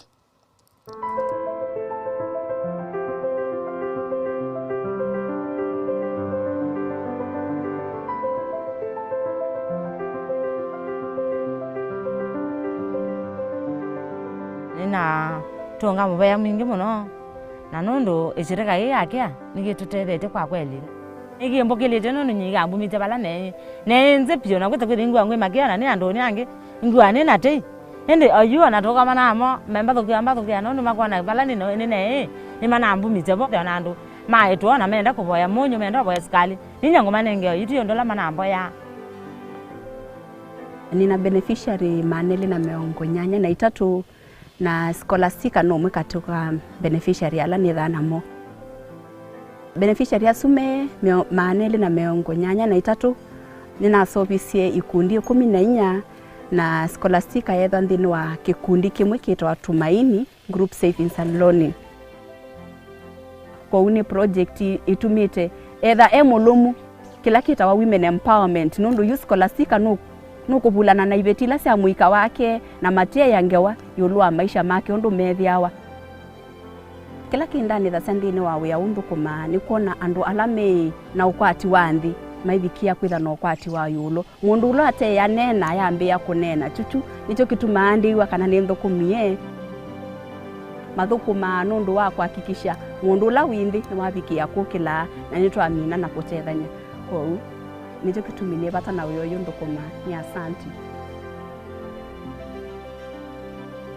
Inya ningotonga hoya muno echirika yake ni yambika nesa na ngai na muteithie muno ayu na mwacogeria ku mukangira jane sawa ndikacoka nyomba ingi ayu ngende ya na kuthukuma ndikacoke dina ingi nondo ni mambugiria.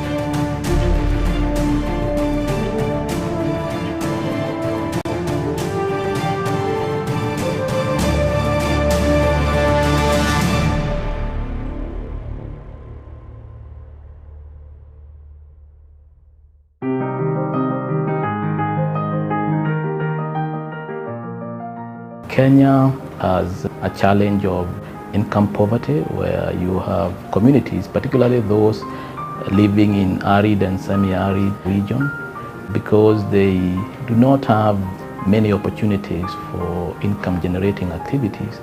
So they end up having very low income or no incomes at all.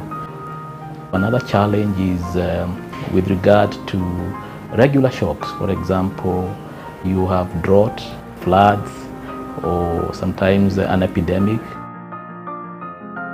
Profit is a rural finance program supported by the International Fund for Agricultural Development, IFAD, which is a UN agency, and the government of Kenya.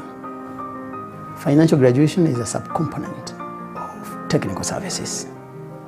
The rationale for selecting financial graduation to a program which is essentially rural finance was to address a segment of the population that is deemed to be too poor, that they can't interact in the financial and commodity markets. The graduation approach, pioneered by BRAC in Bangladesh in 2002, is the creative and innovative solution that accompanies the poorest households on their own pathway out of poverty. Through comprehensive and sequenced steps, the graduation approach supports families in their own journeys to build resilience and sustainable livelihoods. Results from this evidence-backed method are inspiring adoption in over 40 countries by NGOs and governments. Using technical expertise from BRAC and in cooperation with the Government of Kenya, CARE and the BOMA project are implementing the Profit Financial Graduation Program, which targets 2,600 women and youth. BOMA works with the extreme poor in the arid and semi-arid areas of northern Kenya. We empower women, build resilient communities and families, instill hope, and change the conversation about what's possible. Samburu County has some of the worst basic poverty indicators. I believe it's in the top 15 poorest counties in Kenya.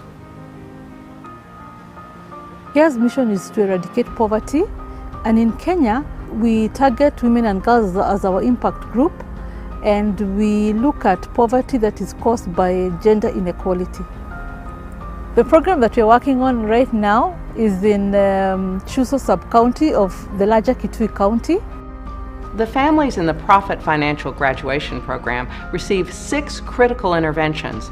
They include an income-generating asset, a consumption stipend, links to the National Health Insurance Program, savings support through groups, training on social and health messages, and mentorship through household visits.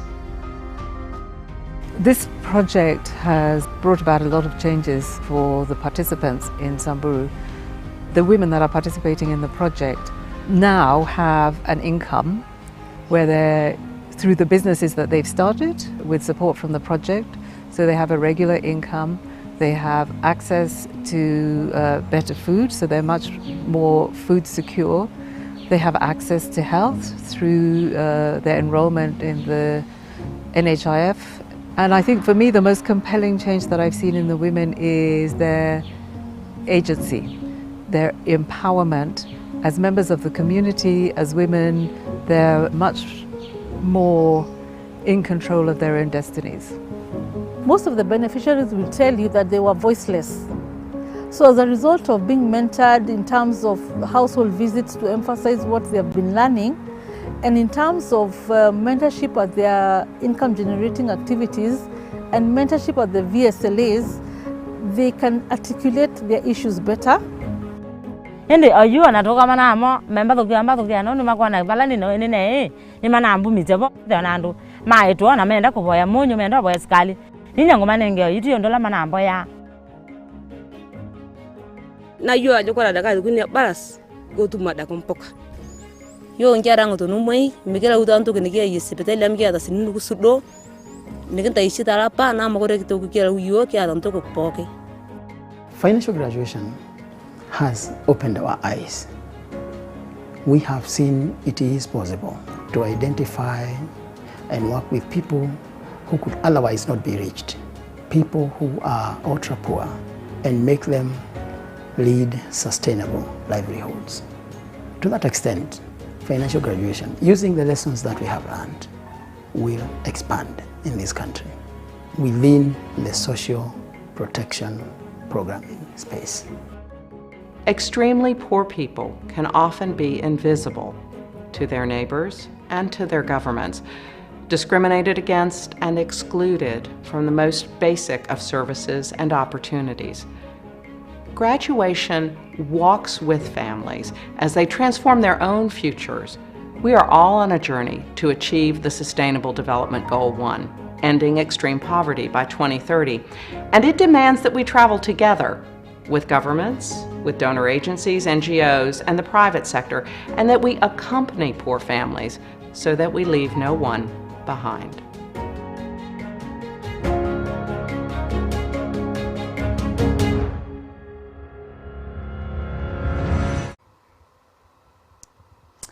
Empowerment, enablement, and self-initiative. That is the call that has come from Nyakan. Indeed, a powerful talk from Nyakan June, the CEO of the Women of Wonder. Women of Wonder initiative. Amazing, amazing conversation and speech from Nyakan June. Our next discussion is a panel discussion. As I said, we'll be talking about taxation as one of the sessions. This session is about taxation. We'll be looking at the impact of taxation and business policy regime on women's economic empowerment. I think one of the things that we continue to hear is our tax regime is extremely punitive. It is a hindrance to advancing the business environment.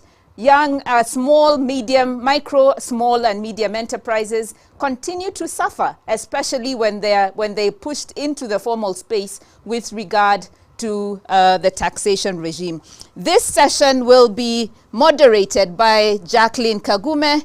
Jacqueline is a program officer at the Institute of Economic Affairs. She is a lawyer by training and a program officer at IEA. She has extensive experience in public policy research and legislative development. She has undertaken significant policy engagement on open and inclusive governance, public financial management, transparency and accountability, and she currently heads the program on constitution law and the economy at the IEA. She will be moderating an extremely interesting panel of industry experts on this matter, those who have written and continue to work around these areas, and I believe it will be an insightful conversation for all of us. Welcome, Jacqueline.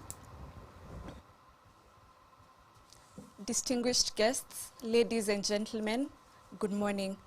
I'm very delighted to be your moderator for this first session of the day, and as has been introduced, our subject of discussion this morning is the impact of taxation and the tax policy regime in Kenya, with a specific focus on implications for women.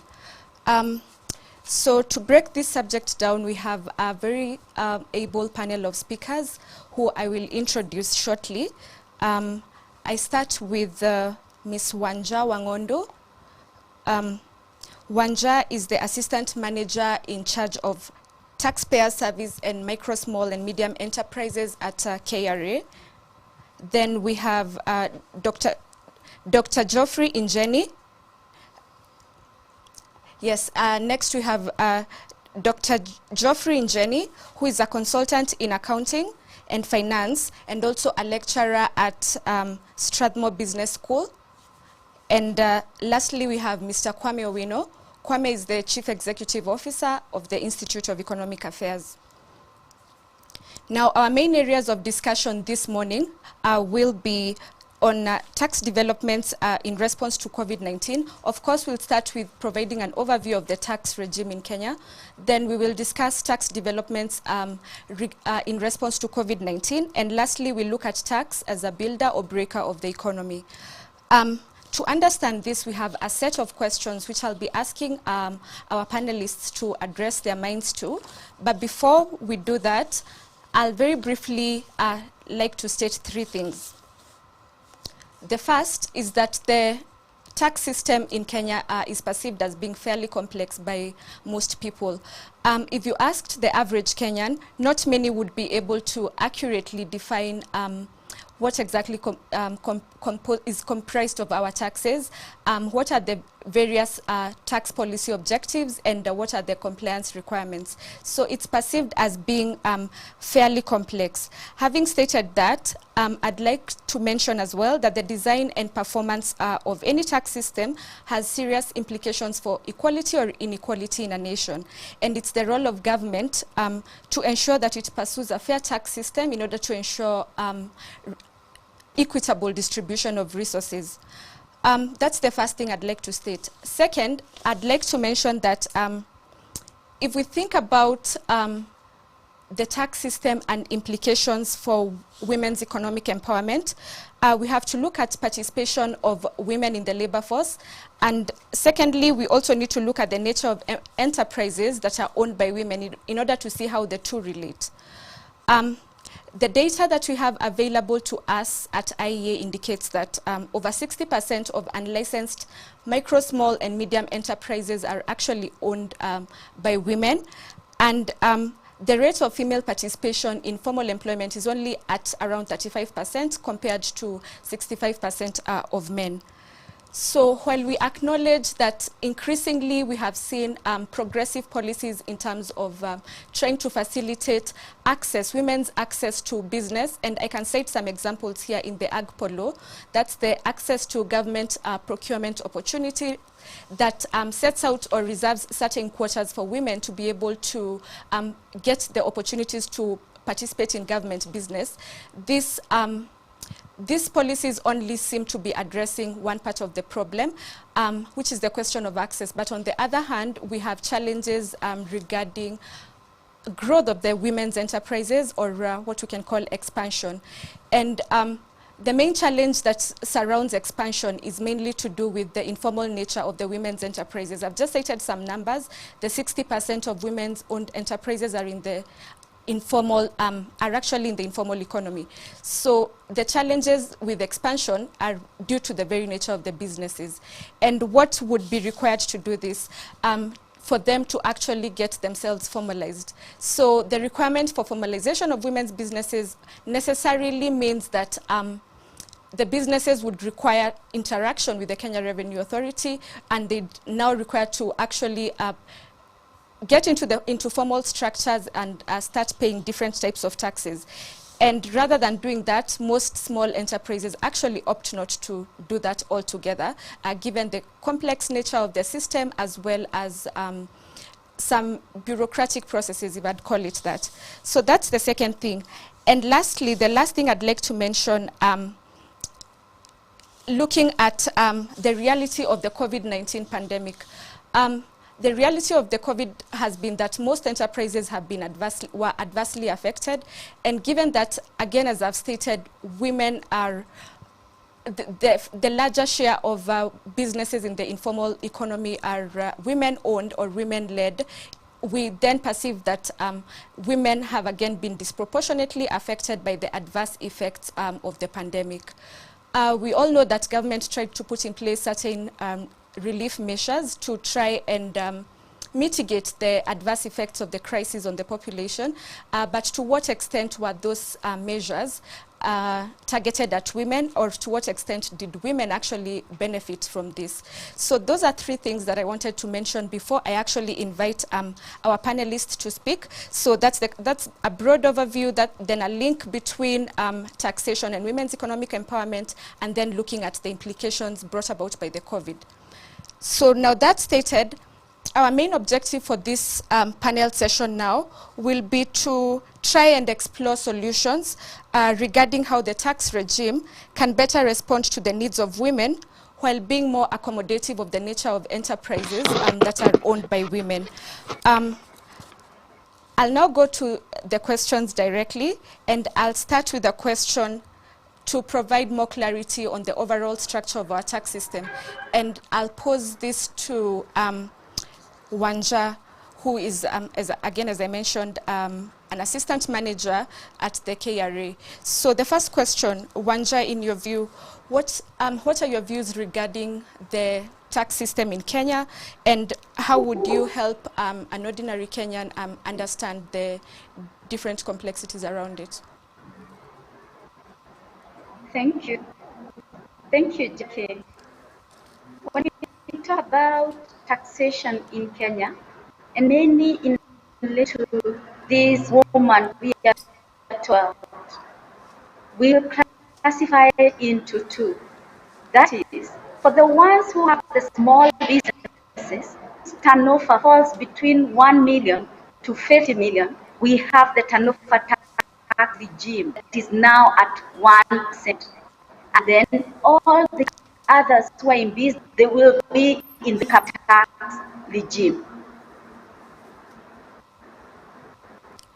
Okay, thanks for that. Kwame, would you like to add anything to that? Basically, what are your views on the overall?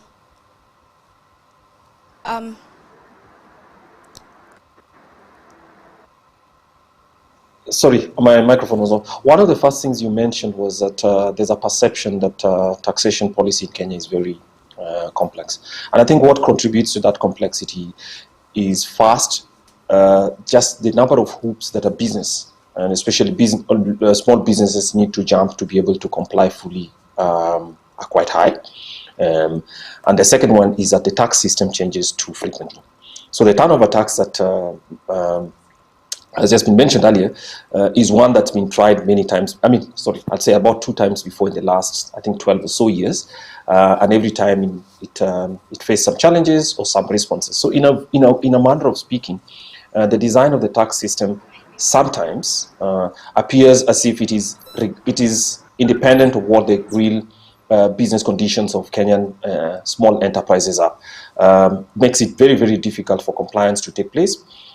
In addition to just the general business environment. So for instance, the introduction of a new turnover tax, just as COVID had ravaged a huge number of businesses, is something that's questionable.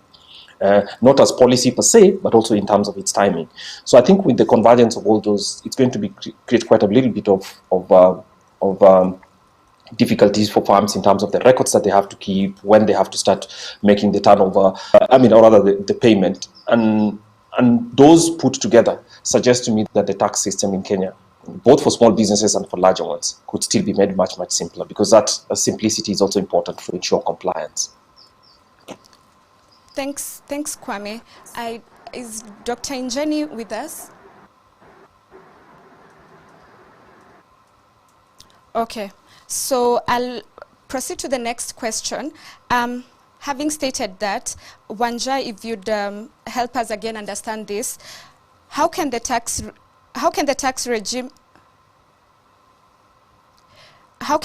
regime be tailored to address women economic inclusion? So this second question is a 2-part question.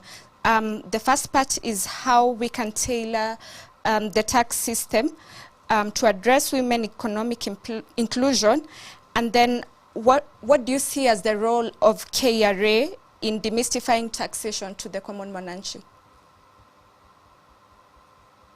One of the key things that we are doing in ensuring each and every Kenyan knows about tax education, we are creating awareness from as low as primary schools, and it will be in the curriculum, in high schools, the tax club there, the university level as well, and then to the general public and the business people. We are doing a lot of awareness.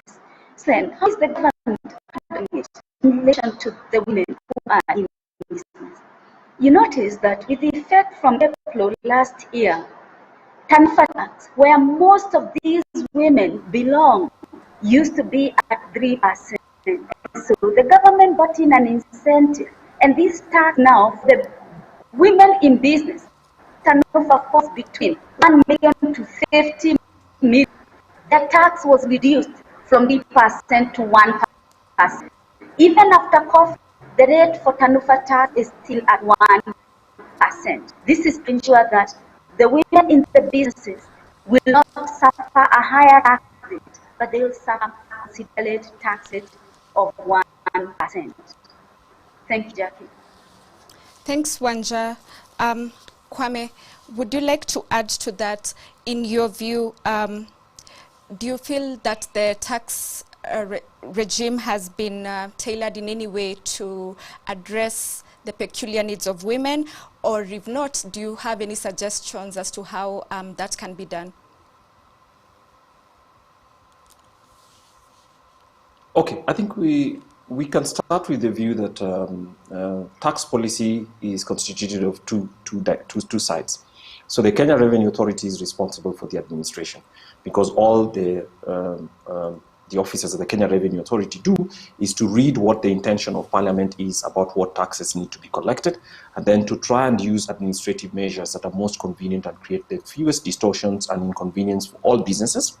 And we've spoken about even the businesses that are in the informal sector, a majority of whom are owned by women. So that kind of tailoring and customizing tax collection and administration is obviously the responsibility of the Kenya Revenue Authority. And one just talked about certain things that have been done. Overall, I think that the big responsibility in terms of simplifying Kenyan taxes should be the role of Parliament. And they should be particularly conscious of the fact that small micro businesses, informal sector businesses are real businesses. They have incomes. Many of them wish to pay tax, but they wish to pay tax in using methods and systems that are sensitive to the kind of businesses that they run. So many of them don't necessarily have businesses in which there's a fixed premise. They don't necessarily run businesses in which there's very intense record keeping. They do not run businesses which allow them to actually employ or have in space somebody with sufficient accounting knowledge to be able to remit the taxes are. So the simpler the tax system is, the better it would be.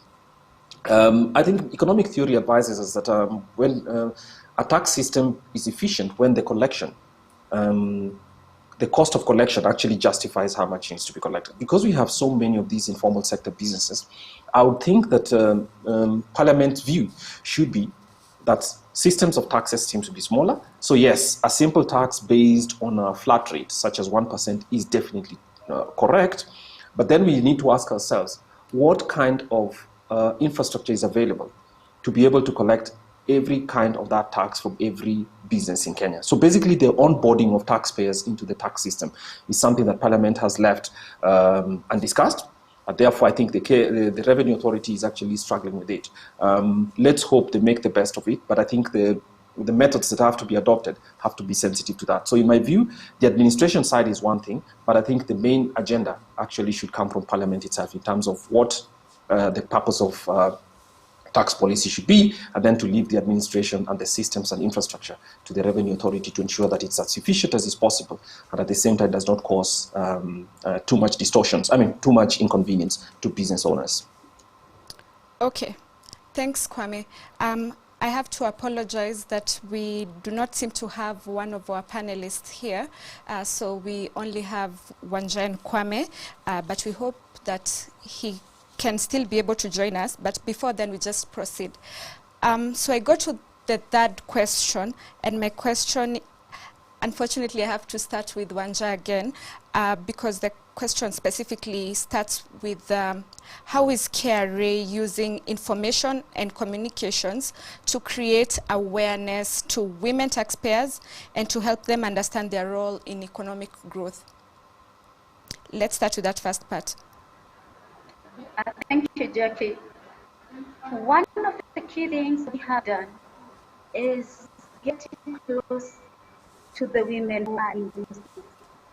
We are talking to different associations, and we are calling these associations and ensuring that we give the tax information in a simplified manner.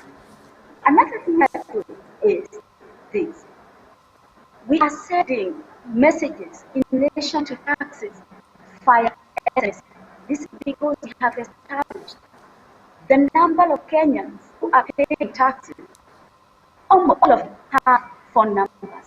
And so when we send a message through an SMS, we are so certain the person will get the given SMS. And I'm sure all our listeners confirm they have received an SMS from us telling them about tax obligations that they have, as well as the relevant due date for that given tax obligation. Another thing that we have to do is ensuring that we give a lot of simplified tax information on our website.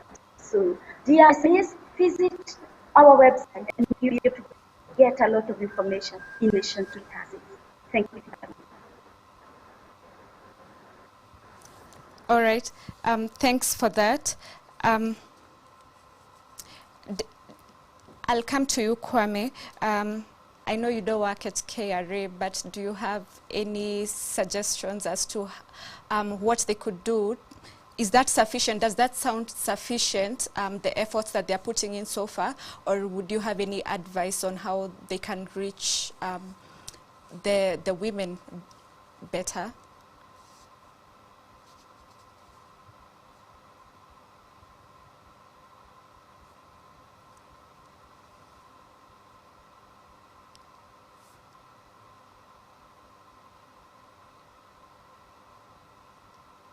And creating taxation literacy.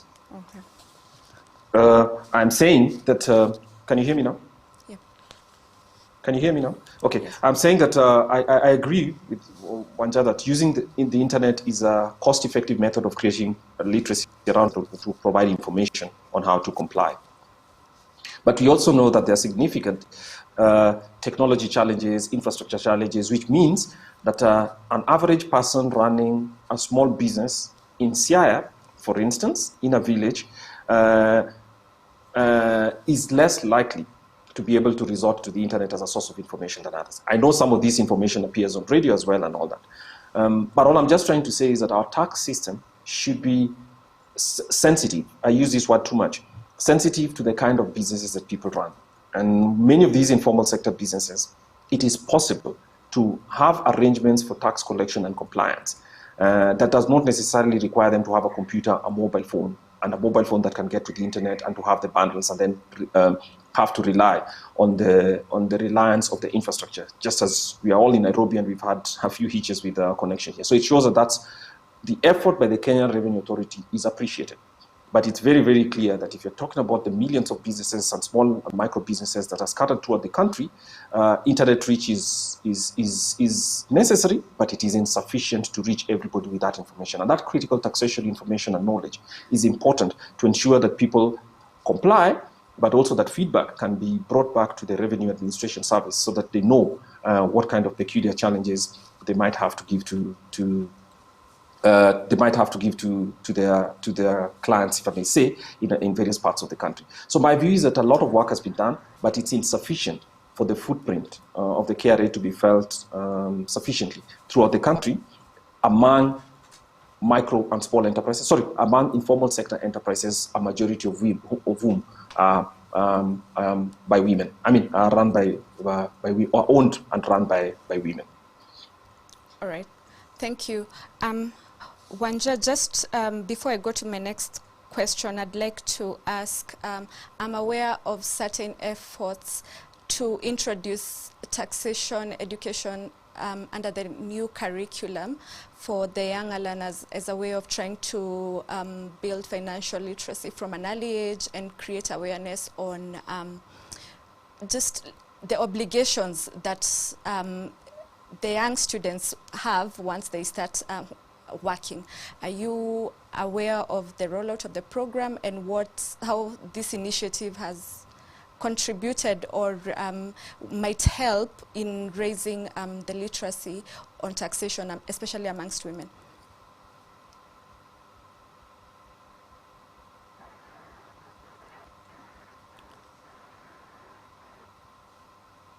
Sorry, Wanja, did you hear me? Thank you, Jackie. I had the question, but I was waiting to find out Dr. Who. Thank you. So we are working together with the Kenya Institute of Curriculum Development in ensuring that we input the tax element of in the curriculum for schools. We have already done it for grade 7, grade 8, and grade 9. Currently, we are in the process doing it for grade 10, 11, Ed. So we have not yet launched the curriculum, but I know very soon that will be out. But in the meantime, we have a lot of activities in whereby Tax Club is one way to get information. And to the country as a whole, a lot of radio campaigns, because as my colleague has said, people who are back in the villages have found out that they listen a lot to community radios. So this is one of the mode of awareness that we are reaching out to the people in the rural areas. The feedback about simplified system is noted, and we will look into that as well. Thank you. All right, thank you very much. Okay, so I got to my fourth question, and for this one I'll start with you, Kwame. A lot of people operating in the Jua Kali sector are afraid to officiate their businesses because of fear of taxation. Why do you think this is so? Okay, well, that's an interesting question. I don't know that people in the Jua Kali sector are really afraid, but I think that because I don't think there's any Kenyan who can come and actually say that I do not wish to pay my taxes. Sometimes, obviously, people raise the question about whether we get value for the taxes that we pay, which is a different political question, and that I think one that should be handled by our representative and the Senate. But my view is that, look, the registration of a business in Kenya is not an easy one. The registration of businesses in Kenya is not an easy process. I think even we at the IE obviously very highly formalized, but sometimes the structures and what it takes you to actually make sure that you've complied with every requirement, whether it's under the Companies Act, the Business Names Act, and all those other things, is that might be part of the issue.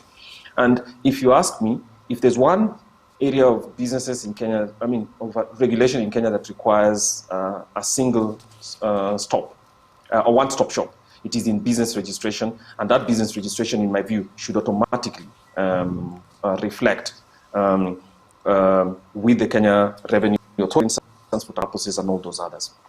So if somebody works in Jua Kali and they work Monday to Sunday, it's so difficult in real terms, and not just as an excuse. It's very difficult for somebody who comes to work at 7 and leaves at 5 to find time in between there to actually have to leave his work, because many of them tend to run an enterprise by one person or so. So the difficulties that they face perhaps suggest to me that a different model of registering businesses should be done, which is we should just have somebody specifically go to basic trading spaces and ask businessmen who wish to, and women who wish to register by filling in a form, which can be filled for them. It can be a digital iPad in which you fill in, a digital tablet in which you fill in your form, you provide your details, all at your place of work. And that would actually substantially raise the response rate. Because one, for people who have a fixed place of business, that would be useful. For those who do not, you'd still be able to find their details and give them the impression that this is not for any other purpose, but just to ensure that business services that they require and any communication that they wish to be would be sent to a specific place. So I think part of it is that's the onerous one. I don't think that a majority of people who have businesses are reluctant to register them at all, because they know there are advantages that also come with a registration permit and stuff like that. But maybe what is required, you have to visit, go and get forms. Sometimes you have to download those forms from the internet on your own. You have to fill them up and stuff like that. And then you have to read it on your own, and perhaps there's no guidance about how to fill them. So my view is that a different approach needs to be taken for closing that gap between businesses that exist and the registration process, and try to cover that area. I'm sure that the compliance rate would rise substantially. All right. Thanks, Kwame. Wanja, I'll ask you the same question. Do you agree with what Kwame has said? And if not, what do you think causes the majority of people in the Jua Kali sector not to officiate or formalize their businesses? Thank you, Jackie. Now, I agree with what Kwame has said. I'd like to add on that most of the people in our informal sector tend to see that if they proceed to incorporate, that is the time that tax will catch up with them. I want to let our people know that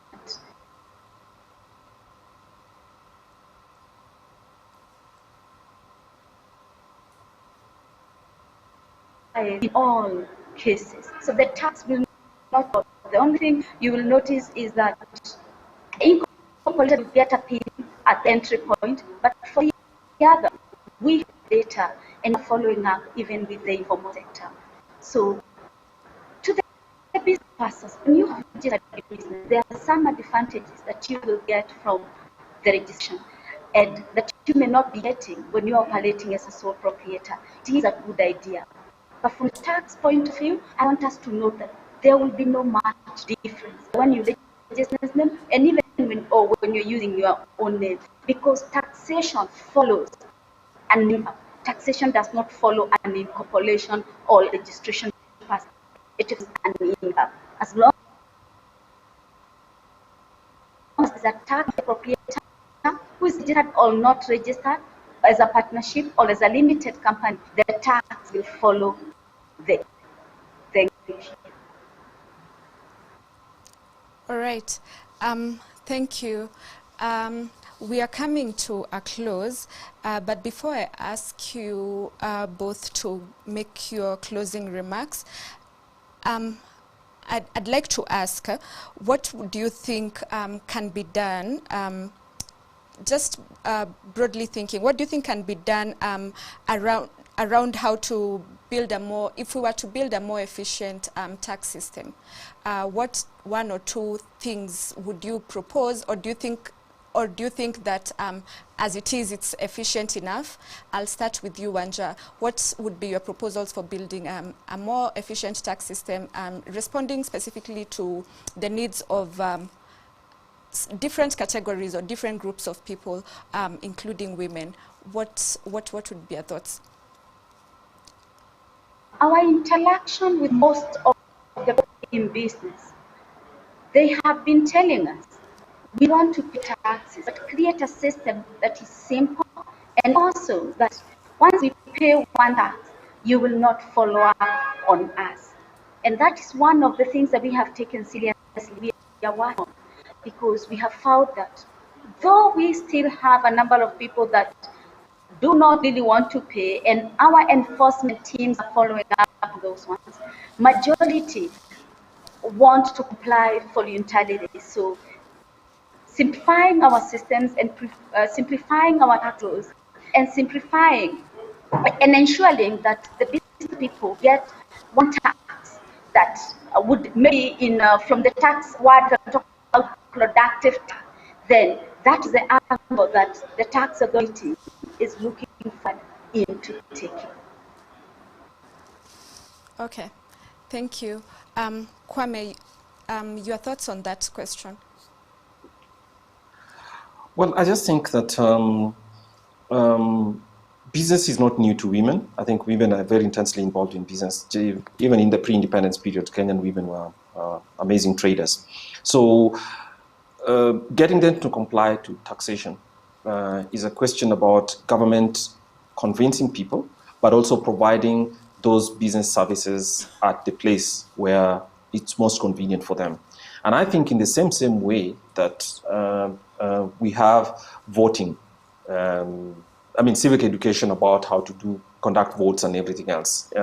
It might be an opportune time for actually members of parliament to consider whether they should provide specific resources on a cost-effective basis to actually go out there and even change the model of transaction, which is basically not necessarily you have to go to government office to register, but that some of those offices, an opportunity for registration can even be placed in marketplaces for businesses that wish to ensure that they're taxed. One, you're paying your services, but also because societies that comply with their tax levels, where tax levels are high, also have higher democratic functioning, or rather a greater quality of democratic functioning, because people understand directly that, look, government is responsible for what kind of business conditions I face, and therefore, if I am complying with taxes, I need to demand that my taxes be used for the right purposes. It is not diverted to corruption, but at the same time, it is not a relationship based on fear, but a relationship based on citizenship, the rights and protections under the Constitution, together with the expectation of the coverage for economic, social, and economic rights. Thanks.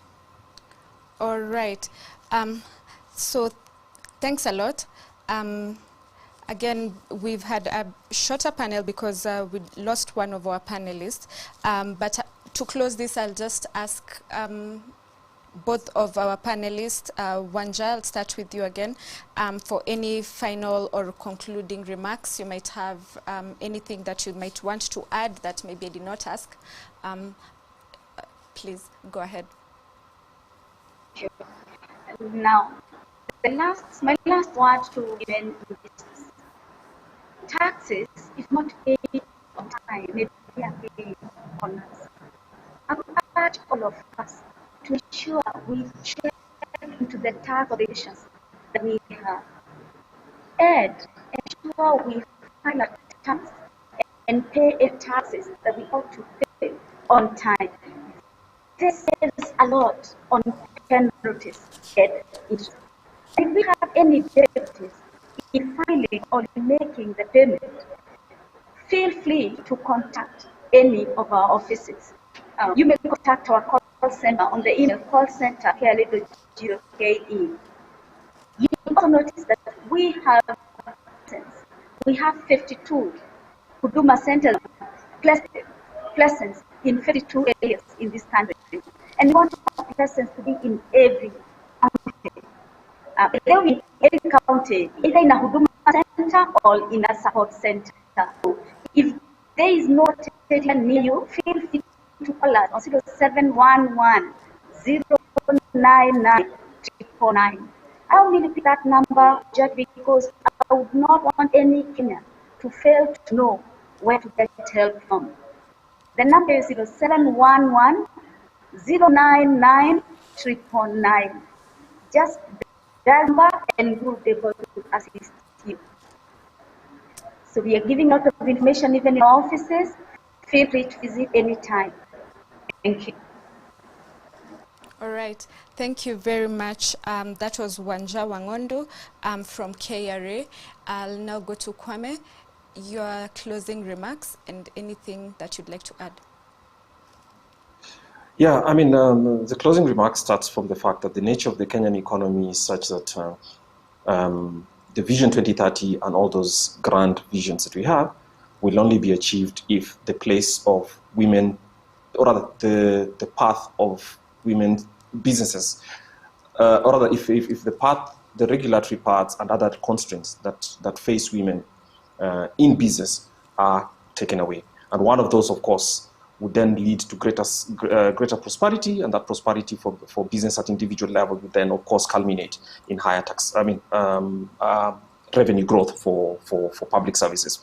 So if we think about it in that way, then the peculiar problems that are faced by women in businesses regarding how to comply, regarding how to have an interface, and also to report problems and actually receive help from the tax administration services is essential. And I'm glad that the KRA has reported that that is a facility that's open. The one that I think is still some work for us to do is the Kenya Revenue Authority. So, is the legislature. If you think at Kenya's tax code, I mean, the Income Tax Act, the VAT Act, and all these others are big pieces of legislation, all coming together to close to 700 pages of very dense law. I think there's still huge scope to significantly simplify the tax system, even if the tax rates remain the same, but to simplify the tax system in a way that makes it clear that a person can dedicate one day to understanding the tax system that they have an obligation to pay and would be able to comply. For as long as the tax system continues to get as large as it is, it generates a lot of fear in people, obviously creates big gaps in knowledge between what the business person really requires for the purposes of compliance. So that problem is one problem that only Parliament can solve. It does not help the tax system to have these 700, 800 pages of taxation in order to be able to comply at all times. I think in that area, it's both in the interest of administration and in the interest of tax policy makers to ensure that simplification of taxes happens. In that way, it will, of course, help women businesses specifically, but the entire business environment in Kenya generally. Thank you very much. Thanks a lot, Kwame, and thanks, Wanja, for joining us and participating in this discussion. In closing, I think the main takeaways from our discussion this morning is for a more efficient system, the first thing is simplification. And Kwame has brought our minds to the role of the legislature in ensuring this can be done. Then the other thing is need for creation of more basic awareness on tax literacy, basically to facilitate formalization of businesses and women's entry to the formal market. That's the second one. Then lastly, I would say that in conclusion, there's need for us to have sort of more concerted efforts towards ensuring long-term strategies are put in place to look at how our current tax system can better respond to different categories of vulnerable groups or special groups, and just basically accommodating the needs of different groups. So that's all we have time for, and again, I appreciate the two panelists that were able to join us. I'd like to close here. Thanks a lot for the opportunity, and thank you to Crown Trust for putting together this important discussion. And I'd like now to hand it back to the overall moderator, Betty.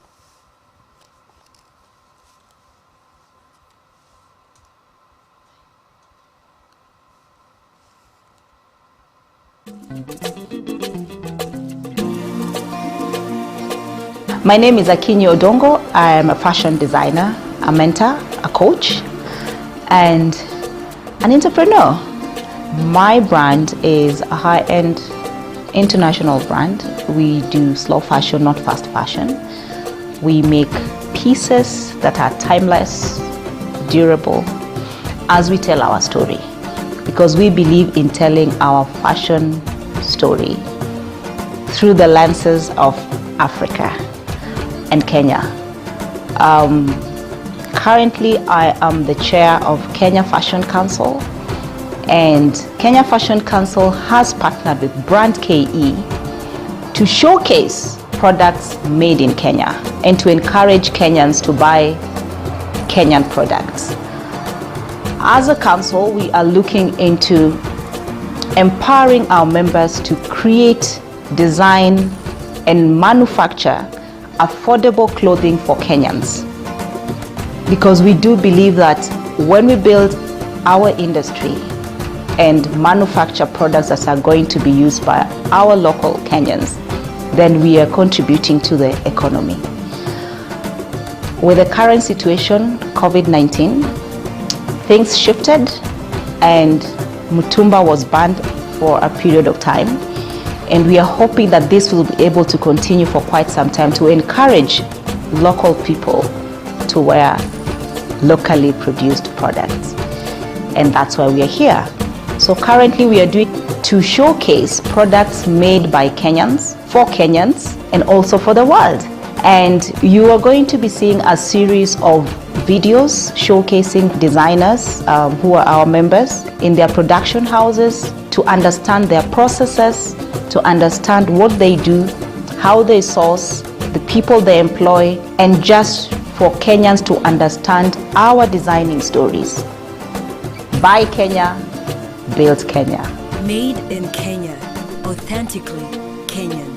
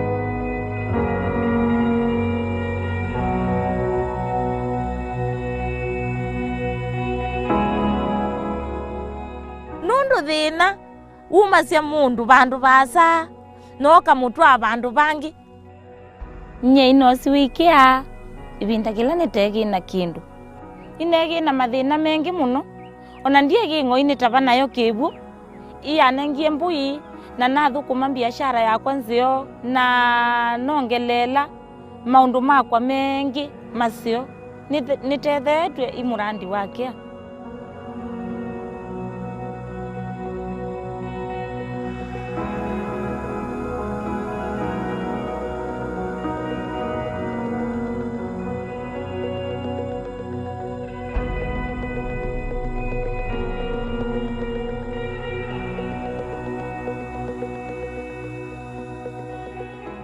Inendie bala naonete wiyawi bandu baso baswekyao nathi nosa ngilile mwana mana 5 nathi wasukali mutuanganu mauta giya na mayani nathi kugia athukumia la methi wa mothukuma baukiaoni inasobisi mbesa siakwa siagenzi opyo na ngilie mwana mana 5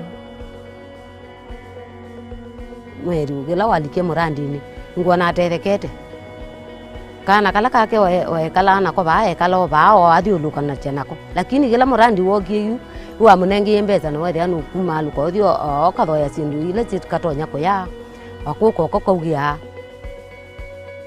akudi bandu baza akudi da ziara akudi akudho wa sindu cha kudho cha akuka akudho cha na adho cho kwida no wa kwato okenduka akudho ya kana kindu yungo na murandi uzunoende tene saka ende wethe sawa na kuongela ndani yake na munda kindu kwa na kwate mangoto le makombo munda na akwata liu kila kingi nasya ibinda kila kyayo kieko iya tusome thesi maundu ma GSL kula kwitu itwethi watu kwatanite meringo raundi tukumye silingi giana ikyo kindethesi akuthoa ibila iyo kwana nikalilite kila nendie meringo raundi ibo nethiwe nebosu gya kukwata ngili 35 natho aka space yoka kwa kanini kala ikoni kala oyu na siana siakwa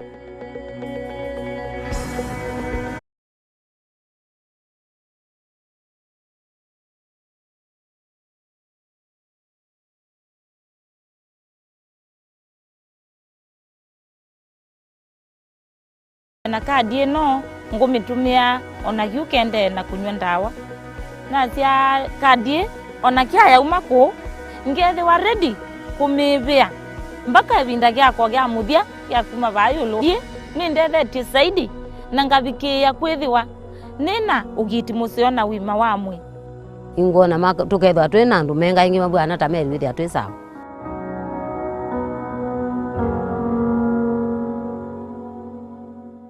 My name is Miriam Cherogon. I'm the chairperson of the Community Advocacy and Awareness Trust.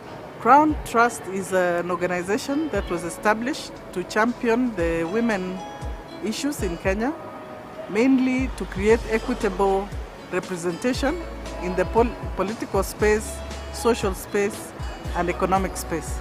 Our vision is to create an environment where women and men and boys and girls have equitable contribution to the 3 spheres: political, economic, and social. So in the next 10 years, we are looking at Crown Trust being the organization to go to for any information on any cutting-edge research on women issues in Kenya.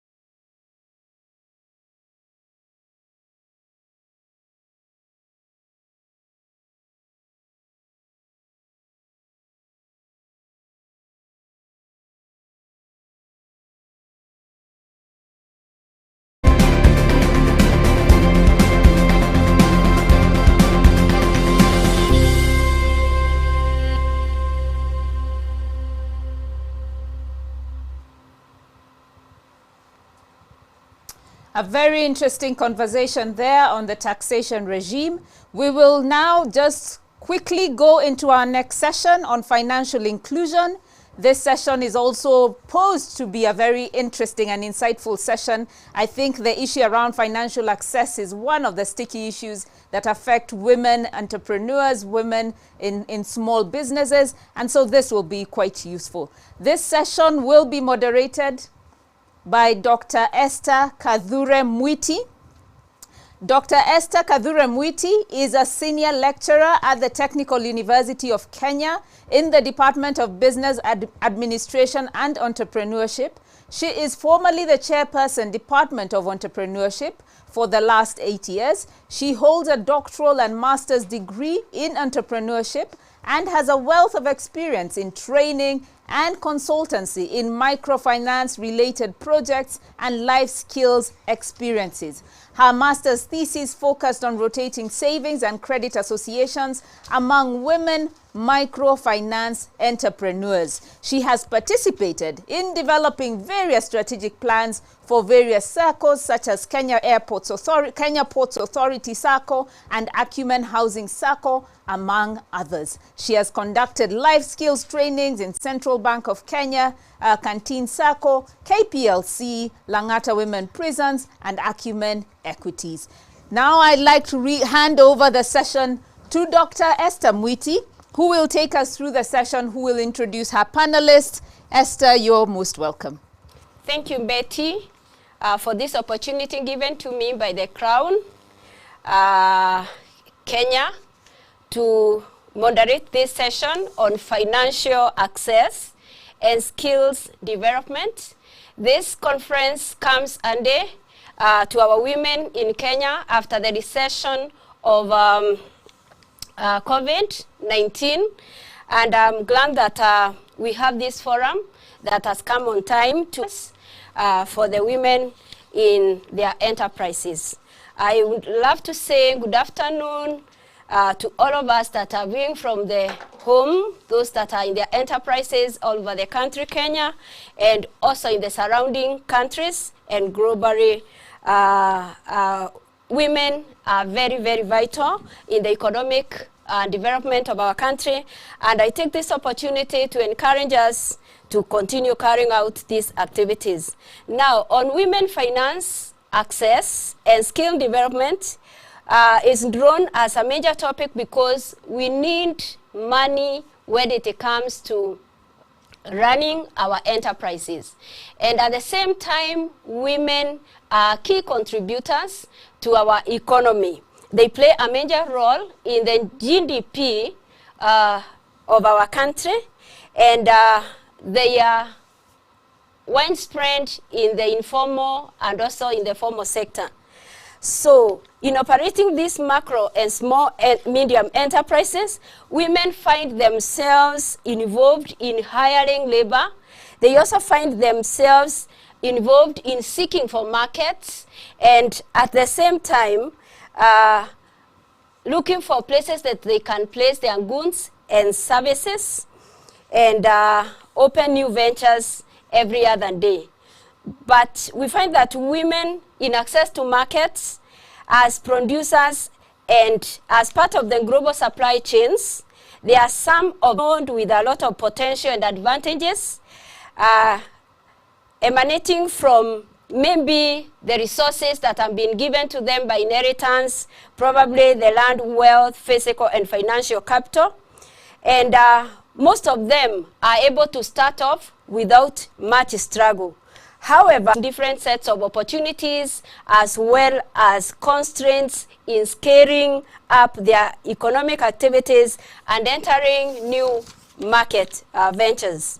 So women in particular often bear the brunt of poverty and limited access to economic opportunity, including unfavorable financial access. Taking a quote from Christine, a former MD of IMF, in 2014, Christine quotes this: "Inequality is not just a moral issue, it is a macroeconomic issue."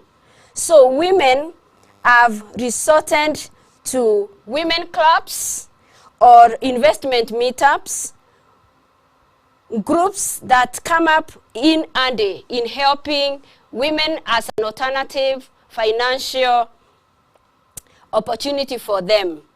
And these women meetups encourage confidence and fill the void that is not filled up by the commercial banking sector and other monetary institutions that are in this country. So the traditional financial channels have not been able to satisfy the needs of women in access to finances.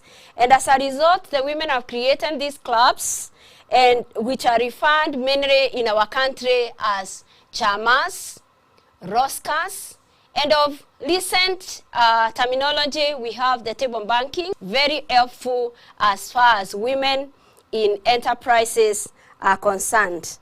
Apart from the chamas in Kenya, we also draw from the other chamas in other countries. We have, like Indonesia, they refer to theirs as arisans. In Ghana, we have the susus. In Mexico, we have the tandas. And in West Africa, they are largely known as the totens. All these chamas are usually meetups where the women gather together and help themselves out as alternative means of financial access. They are indeed informal alternatives. But with the time, sometimes they grow into formal financial institutions. We are aware of some of the financial institutions that we have in our country, the Kenya Women Finance Trust, among others. And at this point, I would like to introduce same. We have that have come to be with us in this conference, and we are highly honored. And I'll take this time to introduce all of them. They have a wealth of experience in their services as far as finances are concerned. We have Ampre Muturi, the executive director in Ecobank. We have Waza Bore Naboya, the senior advisor economic inclusion. Engineer Charles Mwirigi, CEO Women Enterprise Fund, and COM. I welcome all of you on board. We have a few questions that we'll answer together as we further this discussion in regard to financial access and skills development for women. I will start with Mr. Charles Mwirigi from the Women Enterprise. The next, probably we would start with the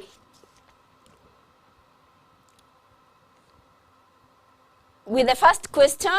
I would like us to start with Mr. Mwirigi regarding. Okay, thank you. As we wait for Mr. Mwirigi to prepare to be ready, we will move to Mr. Humphrey. And Mr. Humphrey, I am so glad that you are here with us today.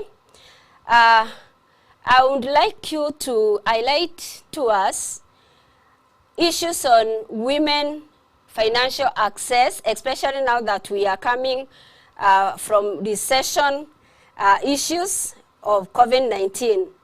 According to the World Bank, it's estimated that the global economy in 2020 has suffered or shrunk about 5.2%, indeed representing the deepest recession since the Second World War. And most of the economy have shrunk and probably is continuing to shrink. So Mr. Humphrey, from where you are seated, I would like you to shed light on how you guarantee economic viability in the markets where the economy is facing recession. You can comment on the crisis of the mobile loan services, among others. Thank you and welcome on board. Thank you very much. And indeed, it's a pleasure to be with you this afternoon. Is going to help to grow women in business into the future. Just to make a comment on the economic recession. Indeed, 2020 and indeed where we are in 2021 demonstrates some unprecedented challenges that have faced the economic sector. As a bank, it is important for us to find innovative ways to be able to support customers through these kind of challenges. In 2020, EcoBank was one of the banks that participated in restructuring loan facilities for women in business. Basically understanding the financial challenges that they were facing with businesses being closed and limited access to supplier credit, and we were able to grant moratoriums, or shall we say capital repayment holidays for customers and women in business so that their businesses suffer the financial challenges or stress that came with the economic time. You asked about digital lending, and indeed this is an innovative solution that has come to address the gap that has been there in the financial sector. As EcoBank, we have crafted a solution called Elevate, specifically designed for women in business. What does Elevate mean? It means to lift up to a higher place. It means to support and to help grow to a much more prestigious position.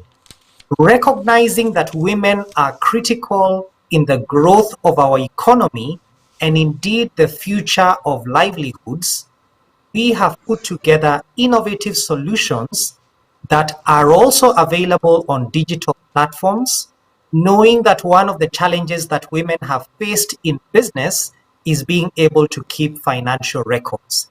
We are able to use their digital financial transactions to be able to put together financial solutions for them, to lend them and to be able to continue in their business.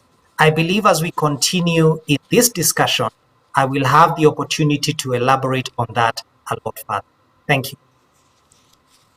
Thank you so much, Mr. Humphrey, for that financial landscape that you've been able to do in restructuring and making sure that women have been given financial holidays and some of the products that you have come up with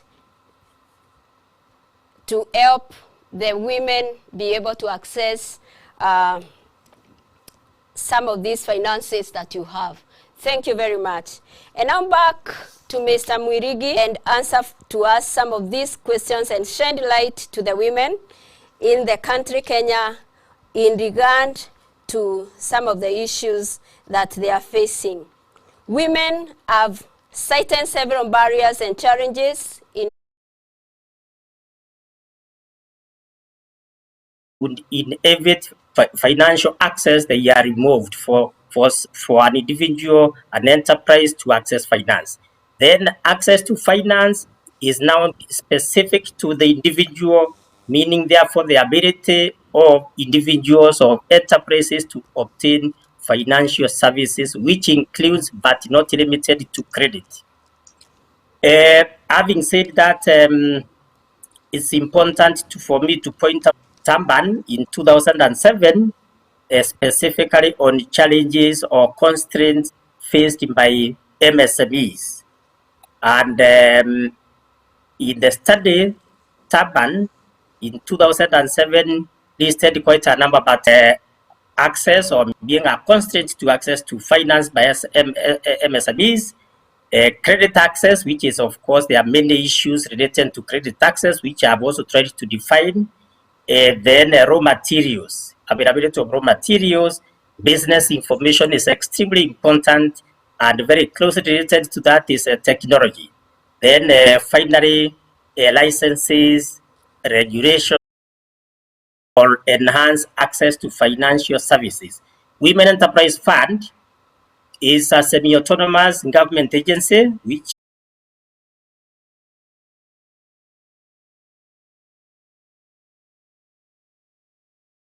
definitely issues about literacy comes in. Now, what have we done as a fund to enhance, access to credit or financial services for that matter?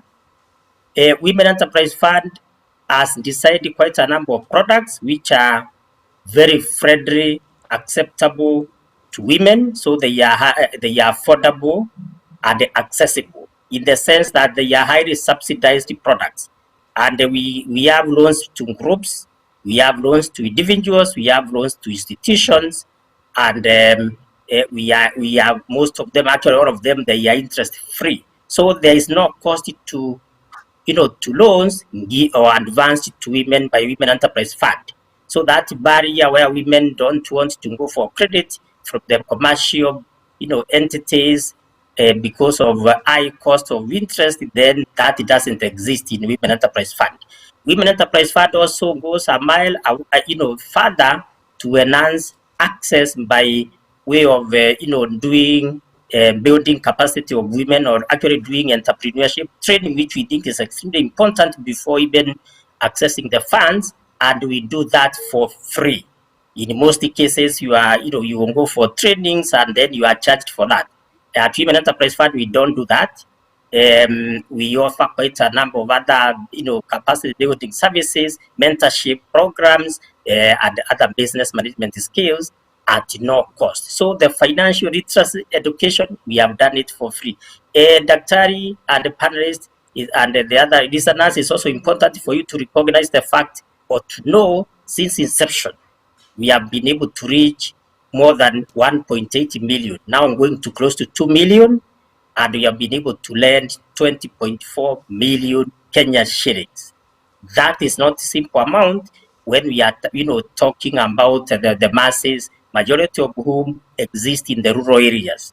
So, and to facilitate access to markets, because again, that is a challenge which I cited in the study by Tamban, marketing and linkages. We deliberately go out of our way to link the small woman or an upcoming business woman to the large enterprises which are successful, which have been, they are in the market and people know they are successful for learning best practice.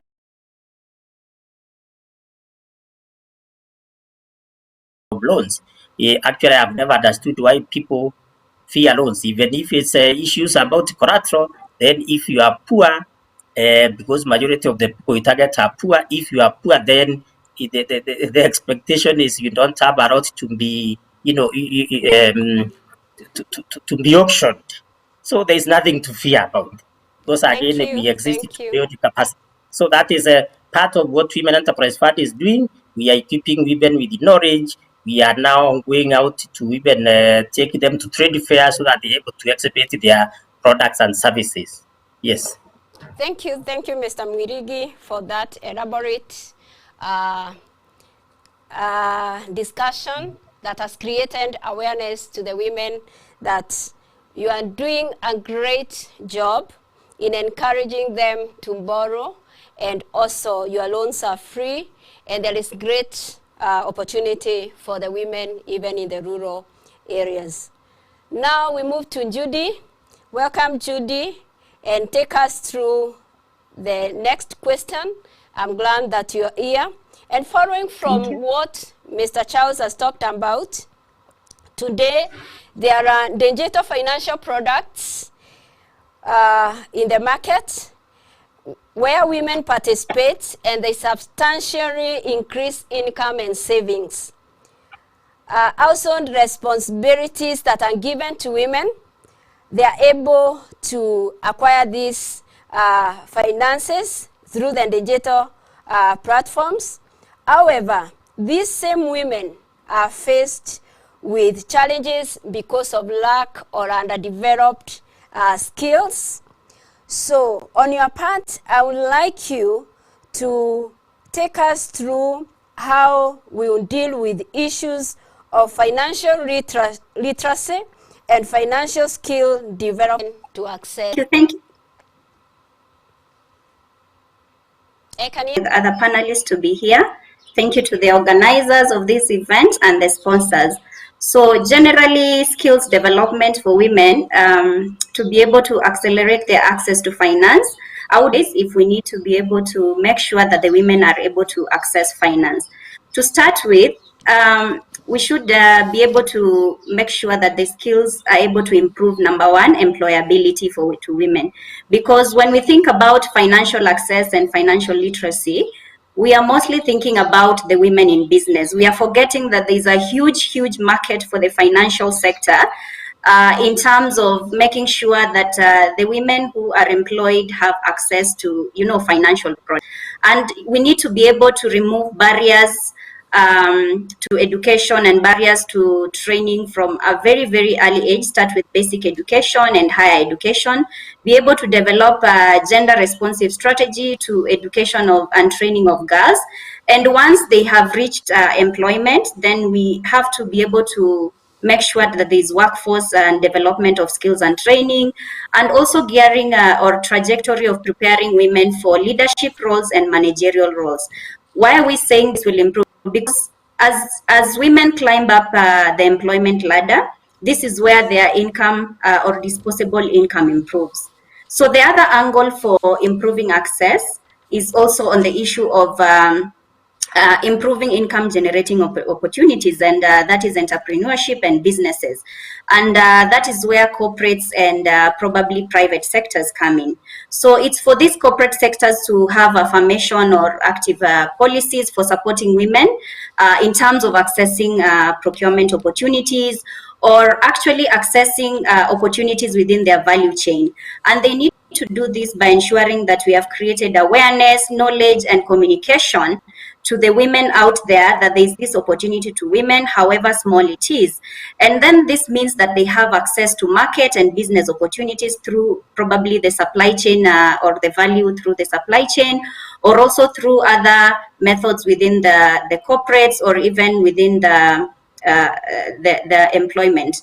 So once a woman has a business opportunity out there, then they'll be able to have access to these customized products that have been put out there by financial like EcoBank here. And now it's just not enough to be able to just give these women money to be able to supply. And how better for us to be able to understand this than telling our own story that is happening within our boundaries.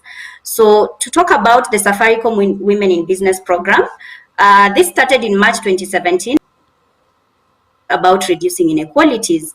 At corporate level, we had looked at various angles in terms of improving opportunities for women. We have looked at gender balance, which we are doing very well. We've looked at the products that we churn out to the community, accessibility to smartphones, accessibility to services for a struggling Kenya or a Mwananchi, so that they can be able to afford and utilize our services. But we were surprised when towards 2017, and we realized only 27 out of 1,000 women were in our supply chain. And to surprise us further, we were these 27 women we had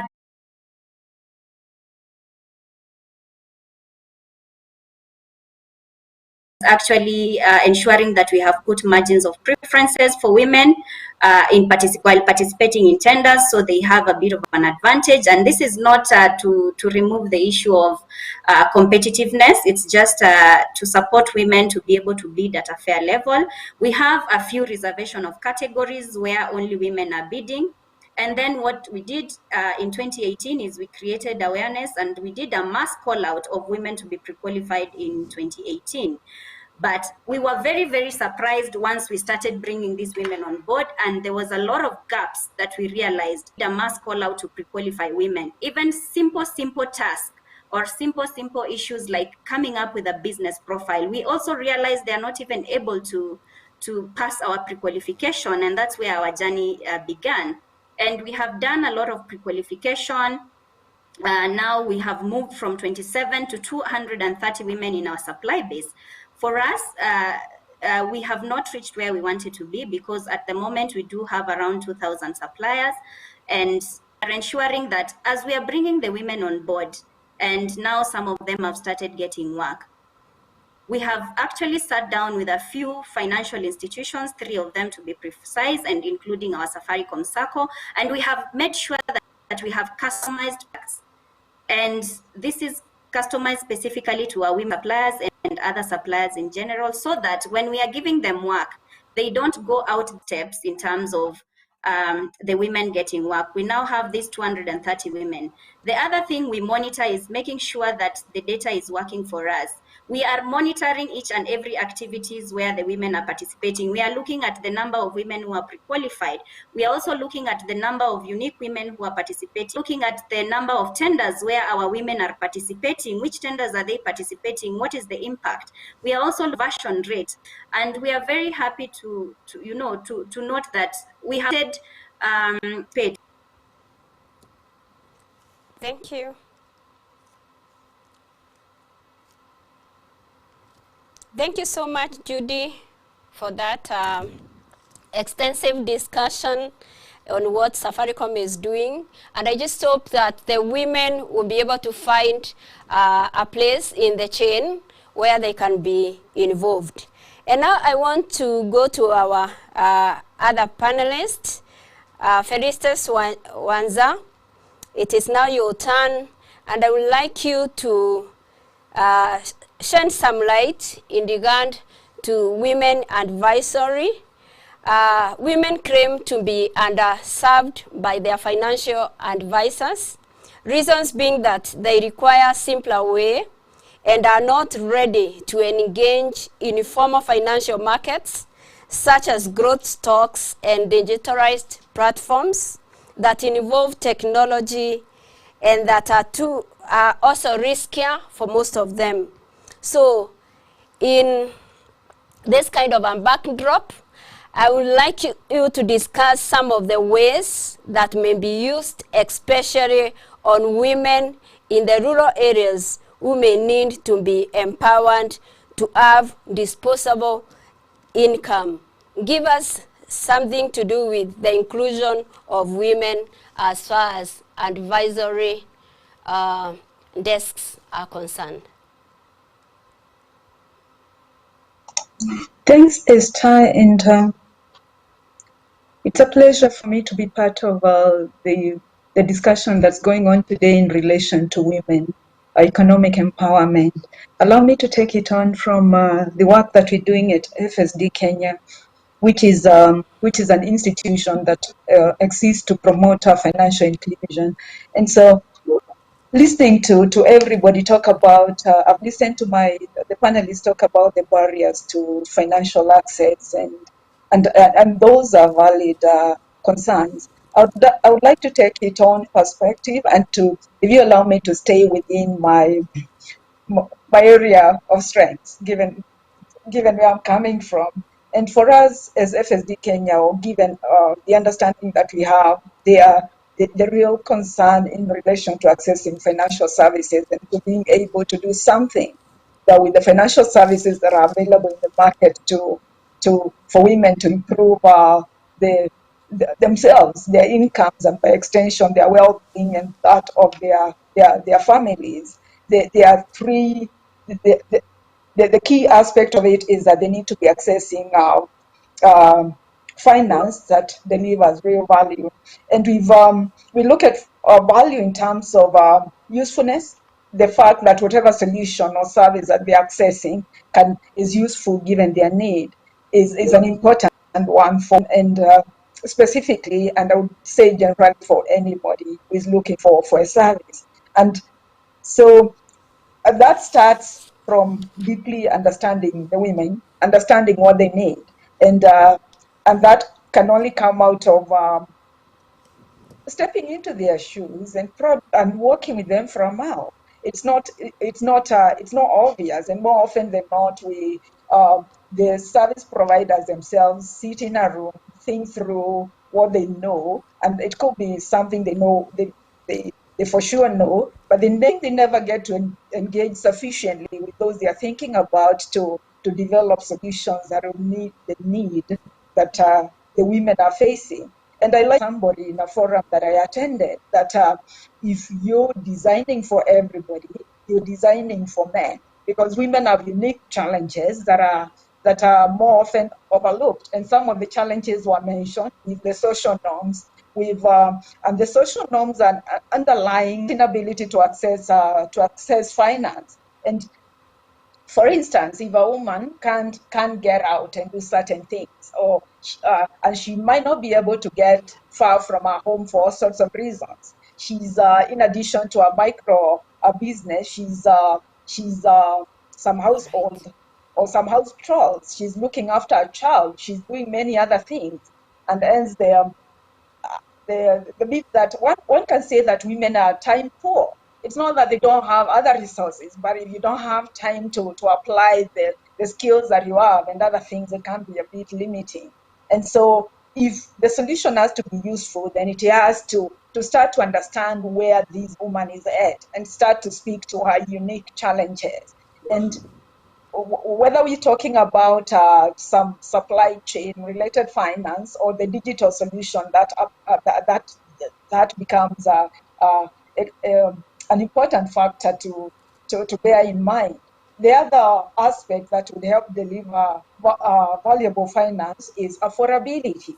And that ties in quite closely with digital finance, because we know that it's easy to access digital loans. It's almost the click of a button on your phone and you have the loan. But how affordable are those loans? How do they compare with what would be an appropriate solution for these women? How do they compare with the sort of returns that come out of the things, the economic activity that they might apply the loan to? How well do they understand those the requirements of those loans? And I think that ties in a little bit with what you're asking in relation to the advisory. It could be advisory in terms of financial literacy. It could be advisory in terms of their businesses. And the last one, financial access and skill development that you are championing from your end, and maybe borrowed from the generalities that we have. We will start with Mr. Mwirigi. 1 second.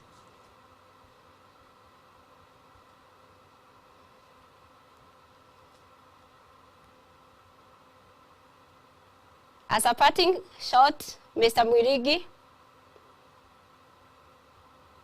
Okay, probably then we can go back to Judy as a parting shot. Can you hear me?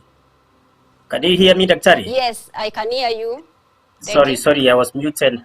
I'm saying I was prepared more than 1 minute, but in 1 minute, yes. There is no serious economy again without repeating what I said initially, which should ignore women masses. We have tested this in Women Enterprise Fund, and we have seen growth of businesses. We have seen employment creation, because out of the 1.8 million women I said we have touched their lives, those are just directly, but of course they come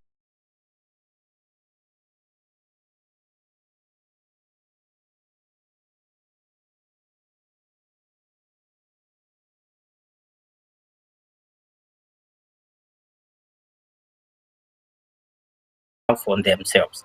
The repayment rate, especially in Women Enterprise Fund now, stands at 97% of the trust we have built or we have with women. So let's bank on women, let's support women in all ways. Let's the country prioritize removing all the hurdles, facing access to finances by women. Thank you. Thank you, Engineer. Judy? Thank you, Dr. Esther. I think for me, for all sectors, whether it's government or whether it's private sector, I think if you're looking at the business case to be able to support women in their value chain, then think of a $12 trillion business case, and thinking that half of the population of the world is women. So if you're not thinking about that, who are your customers? Who are you serving? If you're not involving women in your product and design or whichever value chain you're in, so you're leaving half the population, whether it's in our country and in Kenya, I think it's around 51%. So my call out to all businesses or organization is to tap this opportunity because there's real case studies that have been done. For us in Safaricom, we have seen the value that involving women in a supply chain has brought us in terms of bringing competitiveness, bringing value, and also ensuring that we have alternatives locally. So it's no longer the right thing to do, it's actually the commercial thing to do. Thank you for this session. Thank you so much. We always say that Back if you to want you. to start a business, target the women customers.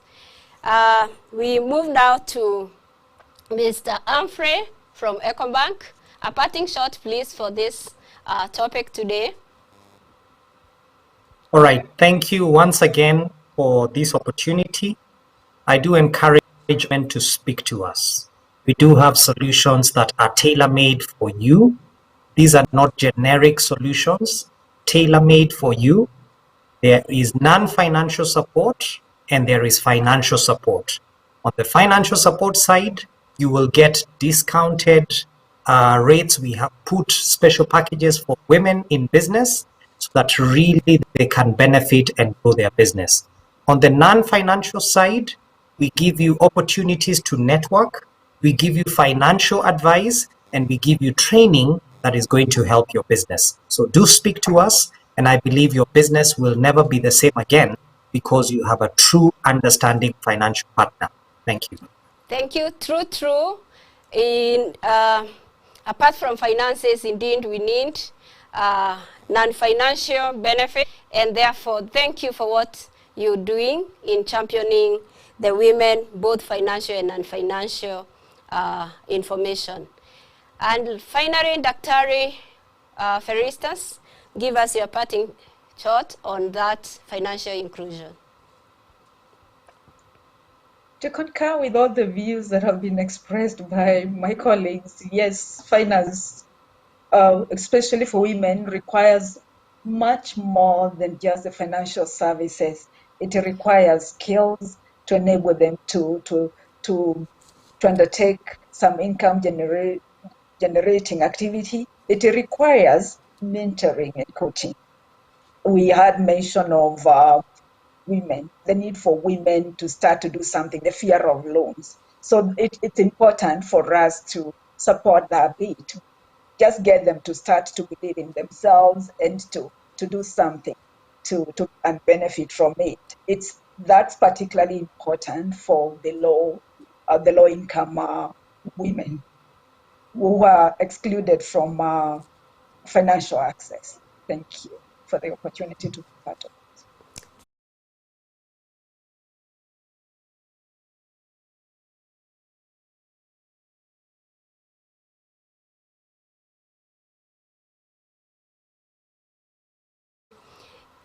There is great financial landscape around us that we are able today to source finances from elsewhere.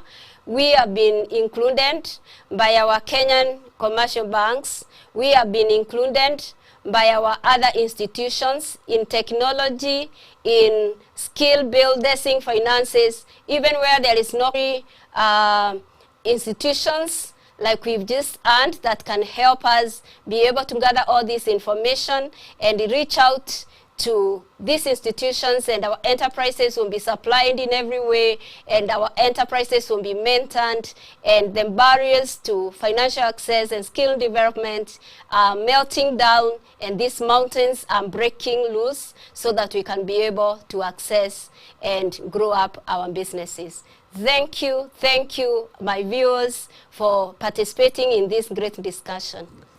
Well done.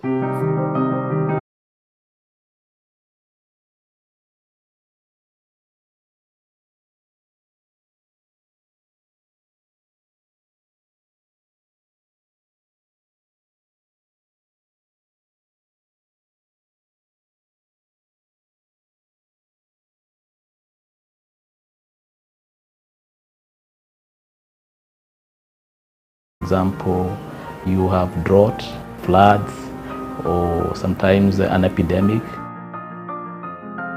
PROFIT is a rural finance program supported by the International Fund for Agricultural Development, IFAD, which is a UN agency, and the government of Kenya.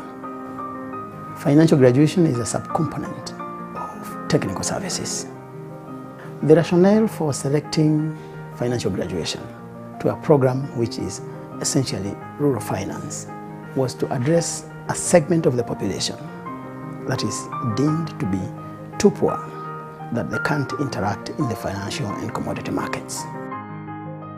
The graduation approach, pioneered by BRAC in Bangladesh in 2002, is the creative and innovative solution that accompanies the poorest households on their own pathway out of poverty.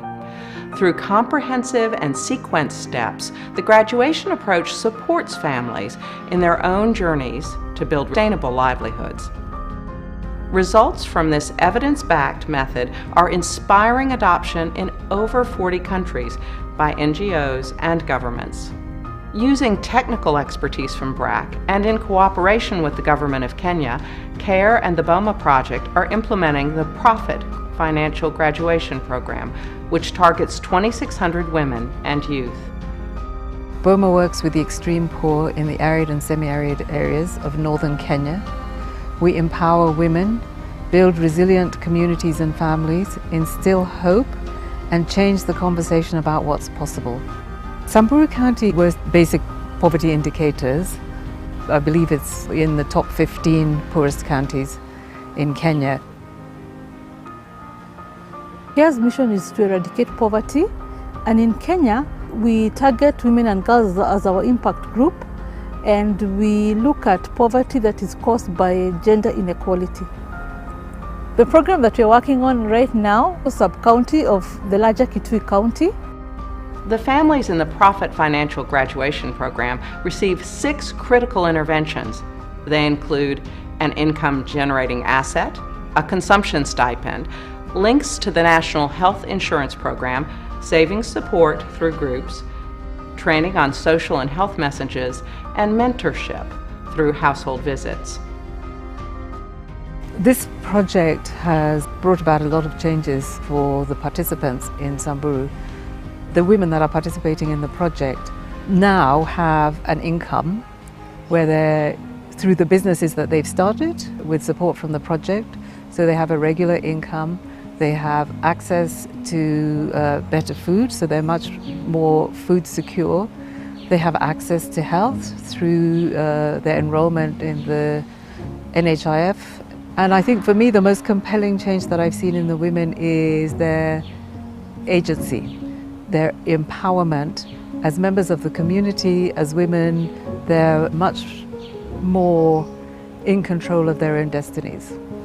Most of the beneficiaries will tell you that they were voiceless. So as a result of being mentored in terms of household visits to emphasize what they have been learning, and in terms of mentorship at their income generating activities and mentorship at the VSLAs, they can articulate their issues better. Ende ayu anatoka manamo memba tokia no makwana bala nino nene ni manambu mitebo donando maeto na menda kuboya munyu menda boya skali ninyango manenge yiti ndola manambo ya na yo ajo kwa daga kunya baras go tu mada kompoka yo njara ngoto numai mikela utanto kenikia yesipetele amkia da sinu kusudo nikinta ishitara pa na makore kitoku kila uyo kia tanto kupoke. Financial graduation has opened our eyes. We have seen it is possible to identify and work with people who could otherwise not be reached, people who are ultra poor, and make them lead sustainable livelihoods. To that extent, financial graduation, using the lessons that we have learned, will expand in this country within the social protection programming space. Extremely poor people can often be invisible to their neighbors and to their governments, discriminated against and excluded from the most basic of services and opportunities. Graduation walks with families as they transform their own futures We are all on a journey to achieve the Sustainable Development Goal 1, ending extreme poverty by 2030, and it demands that we travel together with governments, with donor agencies, NGOs, and the private sector, and that we accompany poor families so that we leave no one behind.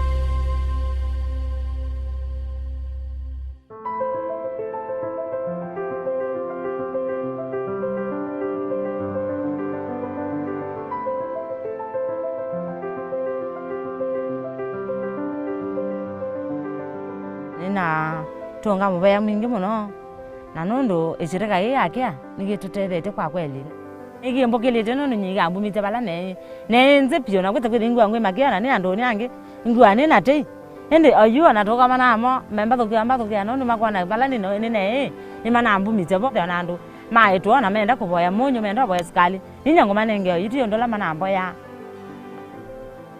nina beneficiary Manele na Meongo Nyanya na itatu na Scholastica no mwe katoka beneficiary ala ni dhana mo beneficiary asume Manele na Meongo Nyanya na itatu nina sobisie ikundi 14 na Scholastica yetha ndini wa kikundi kimwe kitwa Tumaini Group Savings and Loaning kwa uni project itumite etha emulumu kila kita wa women empowerment nundu yu Scholastica no kubulana na ibetila cia muika wake na matia yangewa yulwa maisha make undu methiawa kila kindani tha sandini wa wia undu kuma ni kuona andu alame na ukwati wa nthi maithikia kwitha na ukwati wa yulo mundu ulo ate ya nena yambia kunena chuchu nicho kitumaandiwa kana ni nthukumie mathukuma nundu wa kuhakikisha mundu ula winthi ni wabikia kukila na nitwamina na kutethanya kou nicho kitumilie bata na uyo ndukuma ni asanti inya ningo tonga hoya muno echirika yake ni nyambika nesa na ngai na muteithie muno ayu na mwazogeria ko mukangira jane sawa ndikaja kanyomba ingi ayu ngende yana na kuthukuma ndikacoke dina ingi nondo ni mambogeria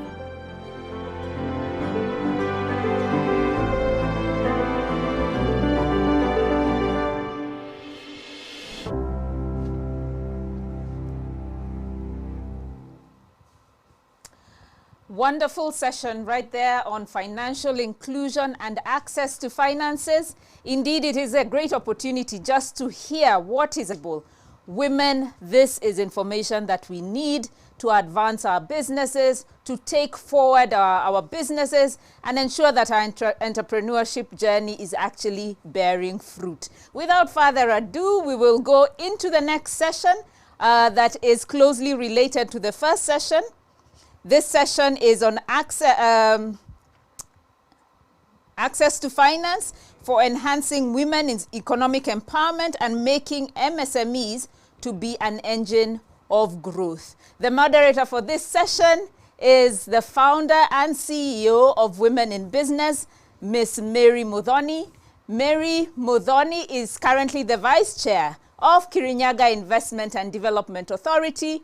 She is the former board member for the Tobacco Control Board under the Ministry of Health, the former national director of the Kenya National Chamber of Commerce and Industry, representing the Central Region. She is the founder and chairperson of St. Petrock Premier School, Embu, and founder and president of the Women Business Community Network. Now of the East Africa by the CEO Global for the Pan-African Awards in recognition for her achievement as a country winner in the business and professional sector for the most influential women in business and government. In September 2019, she was recognized by the International College of Peace for the African Women Impact Award. Welcome, Miss Mary. Indeed, we are excited to have you take us through this session, a renowned and a very accomplished entrepreneur. We look forward to guiding us and giving us insights on what that SME journey is. Thank you very much. A very good afternoon, and thank you very much for that, Betty, for that introduction. I'm very privileged to be here this afternoon, and I'm excited to see this forum take shape and I'm also happy to take part in this forum for women economic.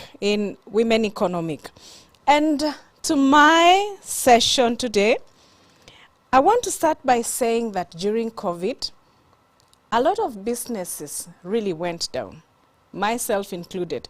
As you've seen, I run a school, so I closed the school for 10 months. And so to speak, the first thing that the question that comes to our mind is, what are the policy responses that have been enacted or are being enacted to enable businesses? Is access to finance, firms' capabilities, access to new markets, and reduction of uncertainty. But even with that, you find that the banks who probably where we run to when we want to expand our businesses are still frail to the MSMEs. Yet these MSMEs are the ones who are worst affected during COVID-19. So post-COVID, and to my panelists who are going to be with me this afternoon, one of the questions that I would want us to answer is, can women, SMEs and MSMEs still access finance easily? Very prominent question. What has the role of guarantors or guarantees in supporting the women while borrowing money? What is their role?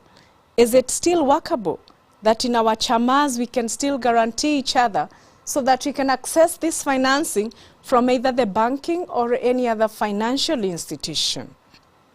And what kind of technical assistance do you think would be most beneficial to?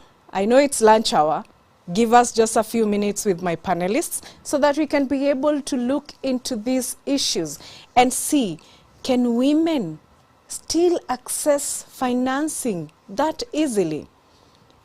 I know in the previous panel, there was a lot of discussion from the banks, from WEF, and from many other. In this hour, I introduce the start with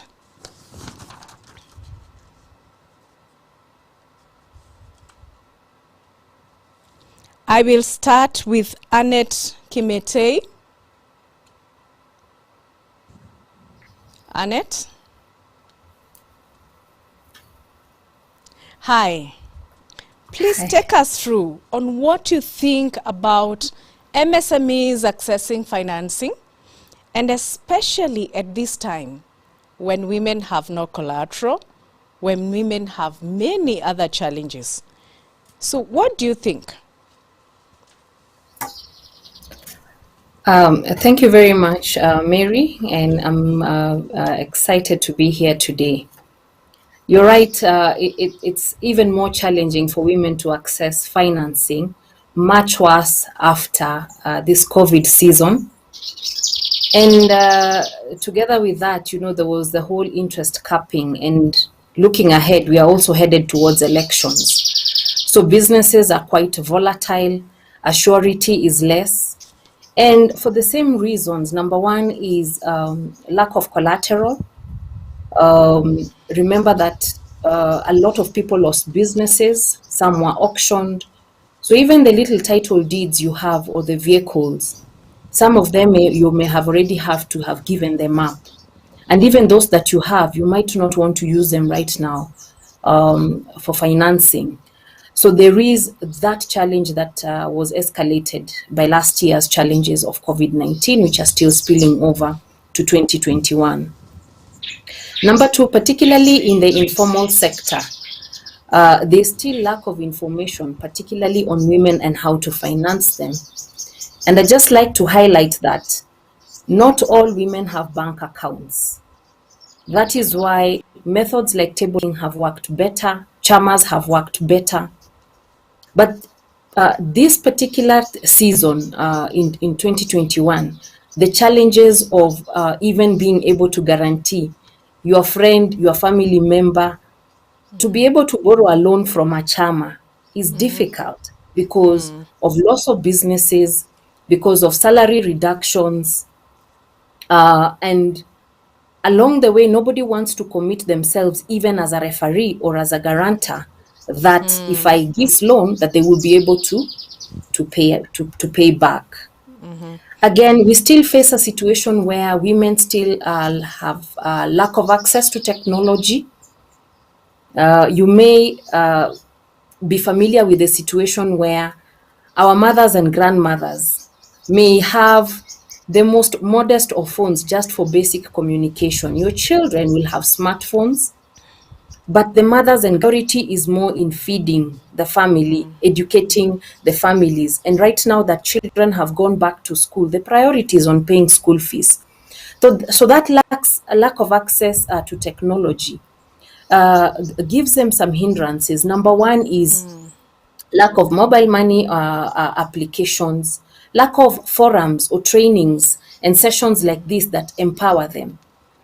And going to the village especially, that is where most of this information and access to finances is, and that gap is still very, very clear. So, Madam, do you think that capacity building will be the very best way to handle these issues? Yes, capacity building is one. What kind of technical assistance do you think would be the most beneficial to these women? You're right, Mary. Capacity building, especially at the informal sector, is one of the most powerful ways. But we can no longer use the conventional methods. The conventional methods of hoping that somebody will be watching on TV, or that everyone will be able to access the forum online, or that everybody will go to a major center and be able to get that information. Going back to the villages, there's still need for us to go one-on-one and re-engage and understand what was the impact of COVID-19 on that milk farmer, and how will she be able to recover, and what kind of what is the cost of that financing, and how will she be able to pay, what is the repayment tenure. So you are right. Yes. For instance, there's a lot of information that has been discussed during this period in this forum. How do you think will be the best way to cascade it down to that mama who is selling groceries in the estate, the mamas in the chamas? How do we cascade this information to them? Because it's part of really building them up. Information. So Mary, the information sharing has to now move from this very powerful platform, and I was seeing the participants, and the number of participants is quite impressive throughout the forum. But we do need to move beyond this and to be able to go sector by sector, almost village by village, and pass on this information one-on-one. Whether we like it or not, these sessions are good for a certain sector. They could be good for people in Nairobi. But down in the village, there's still that fear of being auctioned, fear of being of your children being chased from school.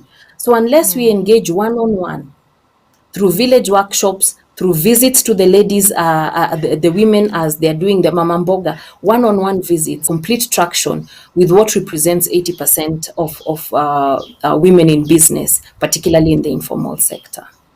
Fantastic. I want to ask the second panelist if he will concur with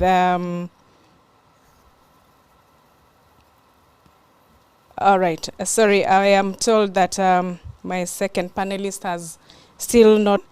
This is the challenges in the digital era, so we allow that.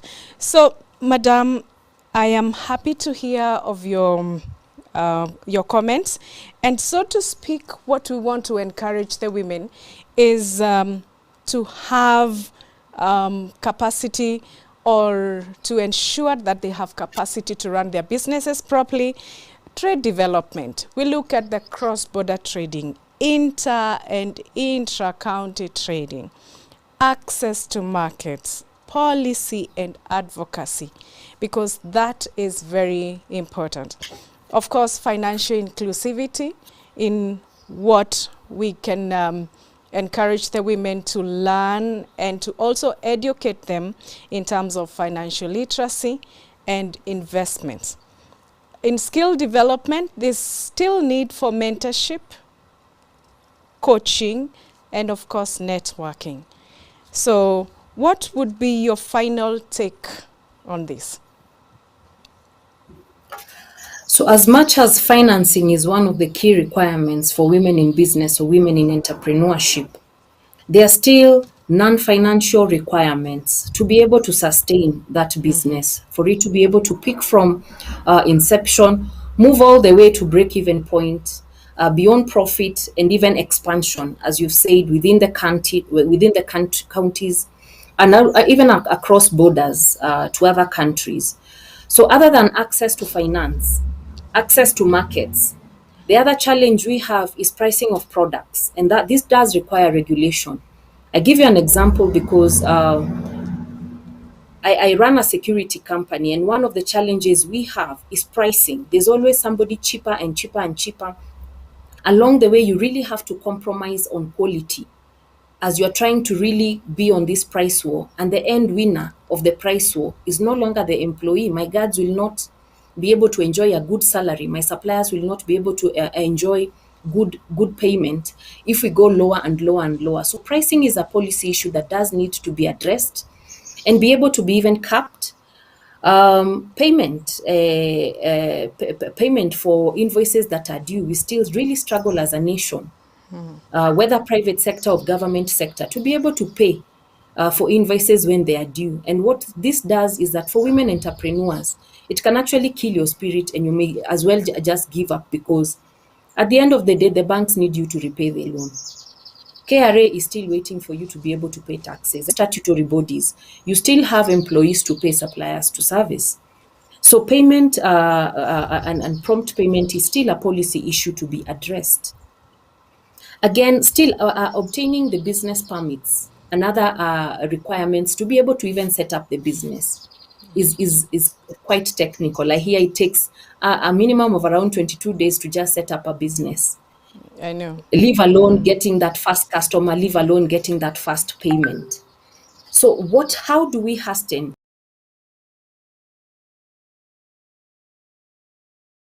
or improve the ease of doing business in Kenya? And again, that is a legal and policy issue. Women in business also need a lot of technical support, a lot of advice when it comes to matters of HR, finance, accounting. And I'm happy that this forum had tax KRA discussing tax and legal matters, because these are some of the areas that women in business also go wrong, which is number one, I may be very strong in being able to create a strong fashion brand, but it doesn't mean that I understand the labor laws that govern this country.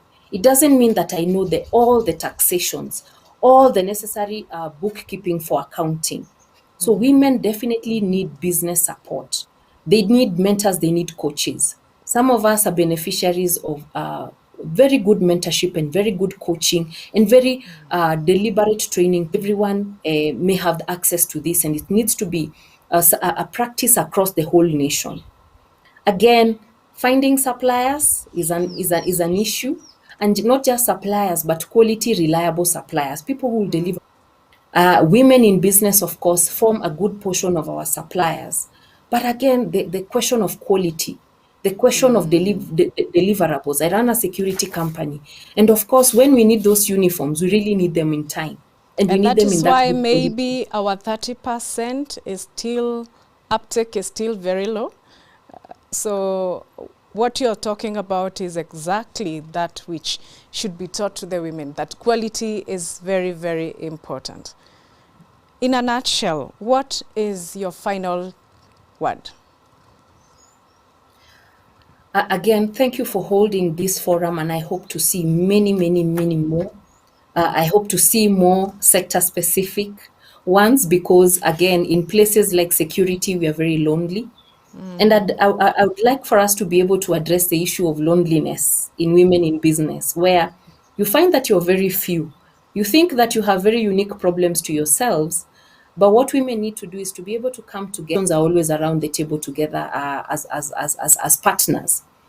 And as a closing remark is to say that there are very many associations, there are very many businesses, and there are very many opportunities out there for us to be able to reduce the loneliness for women in business and women in entrepreneurship. Thank you. Thank you. Thank you very much for that chat. And this is going to be... Thank you very much for that chat. And I am sure the ideas that you have given us are really well taken. And when we do the report, this is going to be cascaded down to every other woman who is down there in Mashinani, and to help them. And to encourage the women, every other day you wake up, you must dress up and show up, because networking is not sitting in your shop and waiting for manna from heaven. You have to wake up, dress up, and show up where the network is. And to ensure that you keep growing every other day, you have to go where the information is. If you need the money, then encourage yourself to walk to the financial institutions or organizations. We also encourage you to join the Business Women in Business Network. Of course, if you want to join the Women in Business Network, the code is 23406. 23406. Thank you.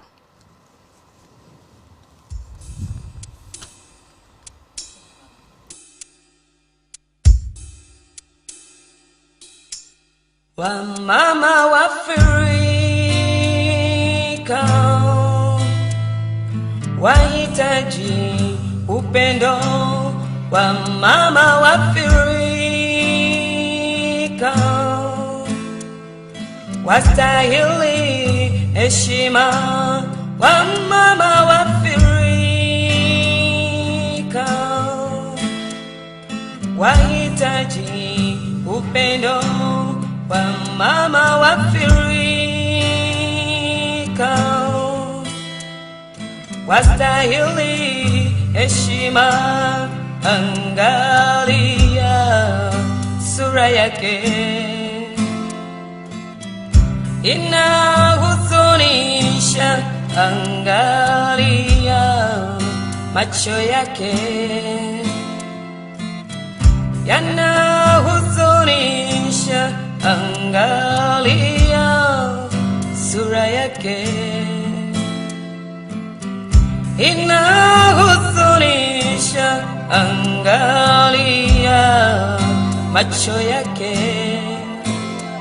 inahuzunisha. Wamama wa Afrika wahitaji upendo. Wamama wa Afrika wastahili heshima. Angalia sura yake inahuzunisha, macho yake yanahuzunisha. You deserve a lot of respect, Mama Africa,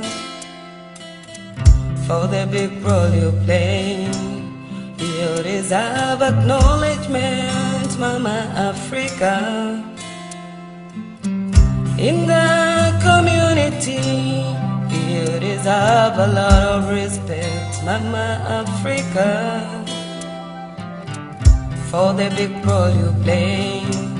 You deserve acknowledgement, Mama Africa, in the community. Oh, Mama Africa,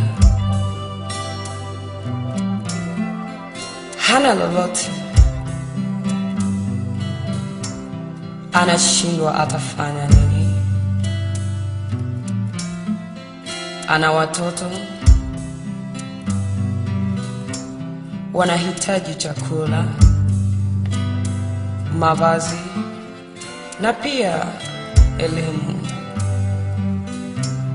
Oh, Mama Africa, Mama Africa,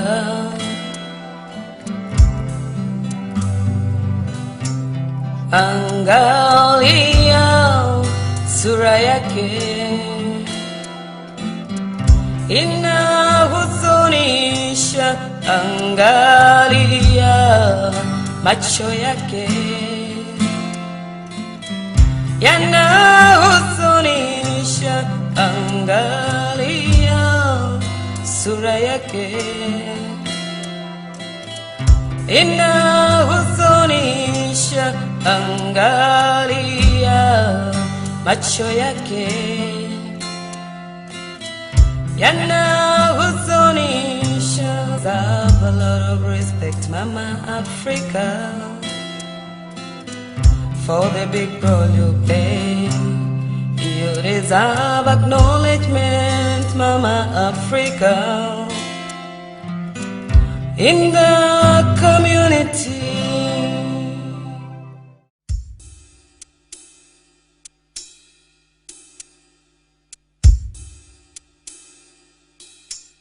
Wamama wa Afrika wahitaji upendo. Wamama wa Afrika wastahili heshima. Wamama wa Afrika upendo. Wamama wa Afrika wastahili heshima. Angalia sura yake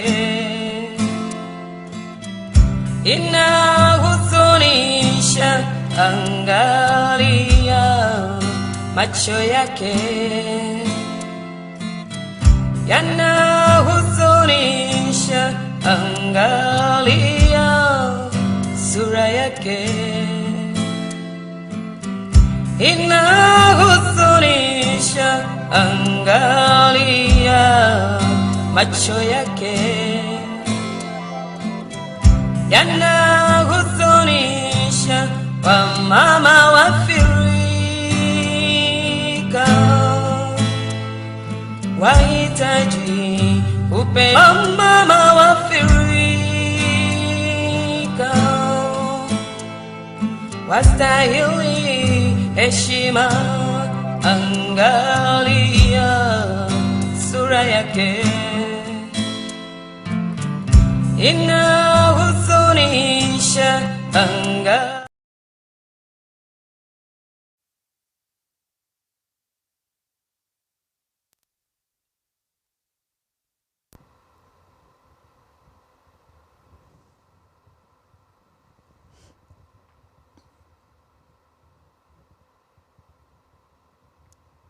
Ladies and gentlemen, you will agree with me that indeed this morning Though we are late, it was worth the wait. Very interesting conversations, practical discussions about the issues that are facing us as women entrepreneurs, as women in business, as women that are seeking to engage in economic development in this country. Indeed, each of those sessions has shed a lot of light, and we know now where we can actually begin to seek help. Now, we will be taking a short break, and then we will be back at 3 p.m. for the next session. We are expecting to have a very, very powerful session where we'll be looking at what is the policy and enabling environment in this country and how is it supporting women. We'll be looking at planning and budgeting. We'll have representation of actors who have been in this space, asking the sort of difficult questions around it and charting a way forward. You do not want to be extremely exciting conversation, and it will be our last panel of the day. So let's see you back at 3 o'clock. We will take a short break for lunch. So back at 3 o'clock for our final session on the day on planning and budgeting. So thank you very much, and we look forward to having you back at that time.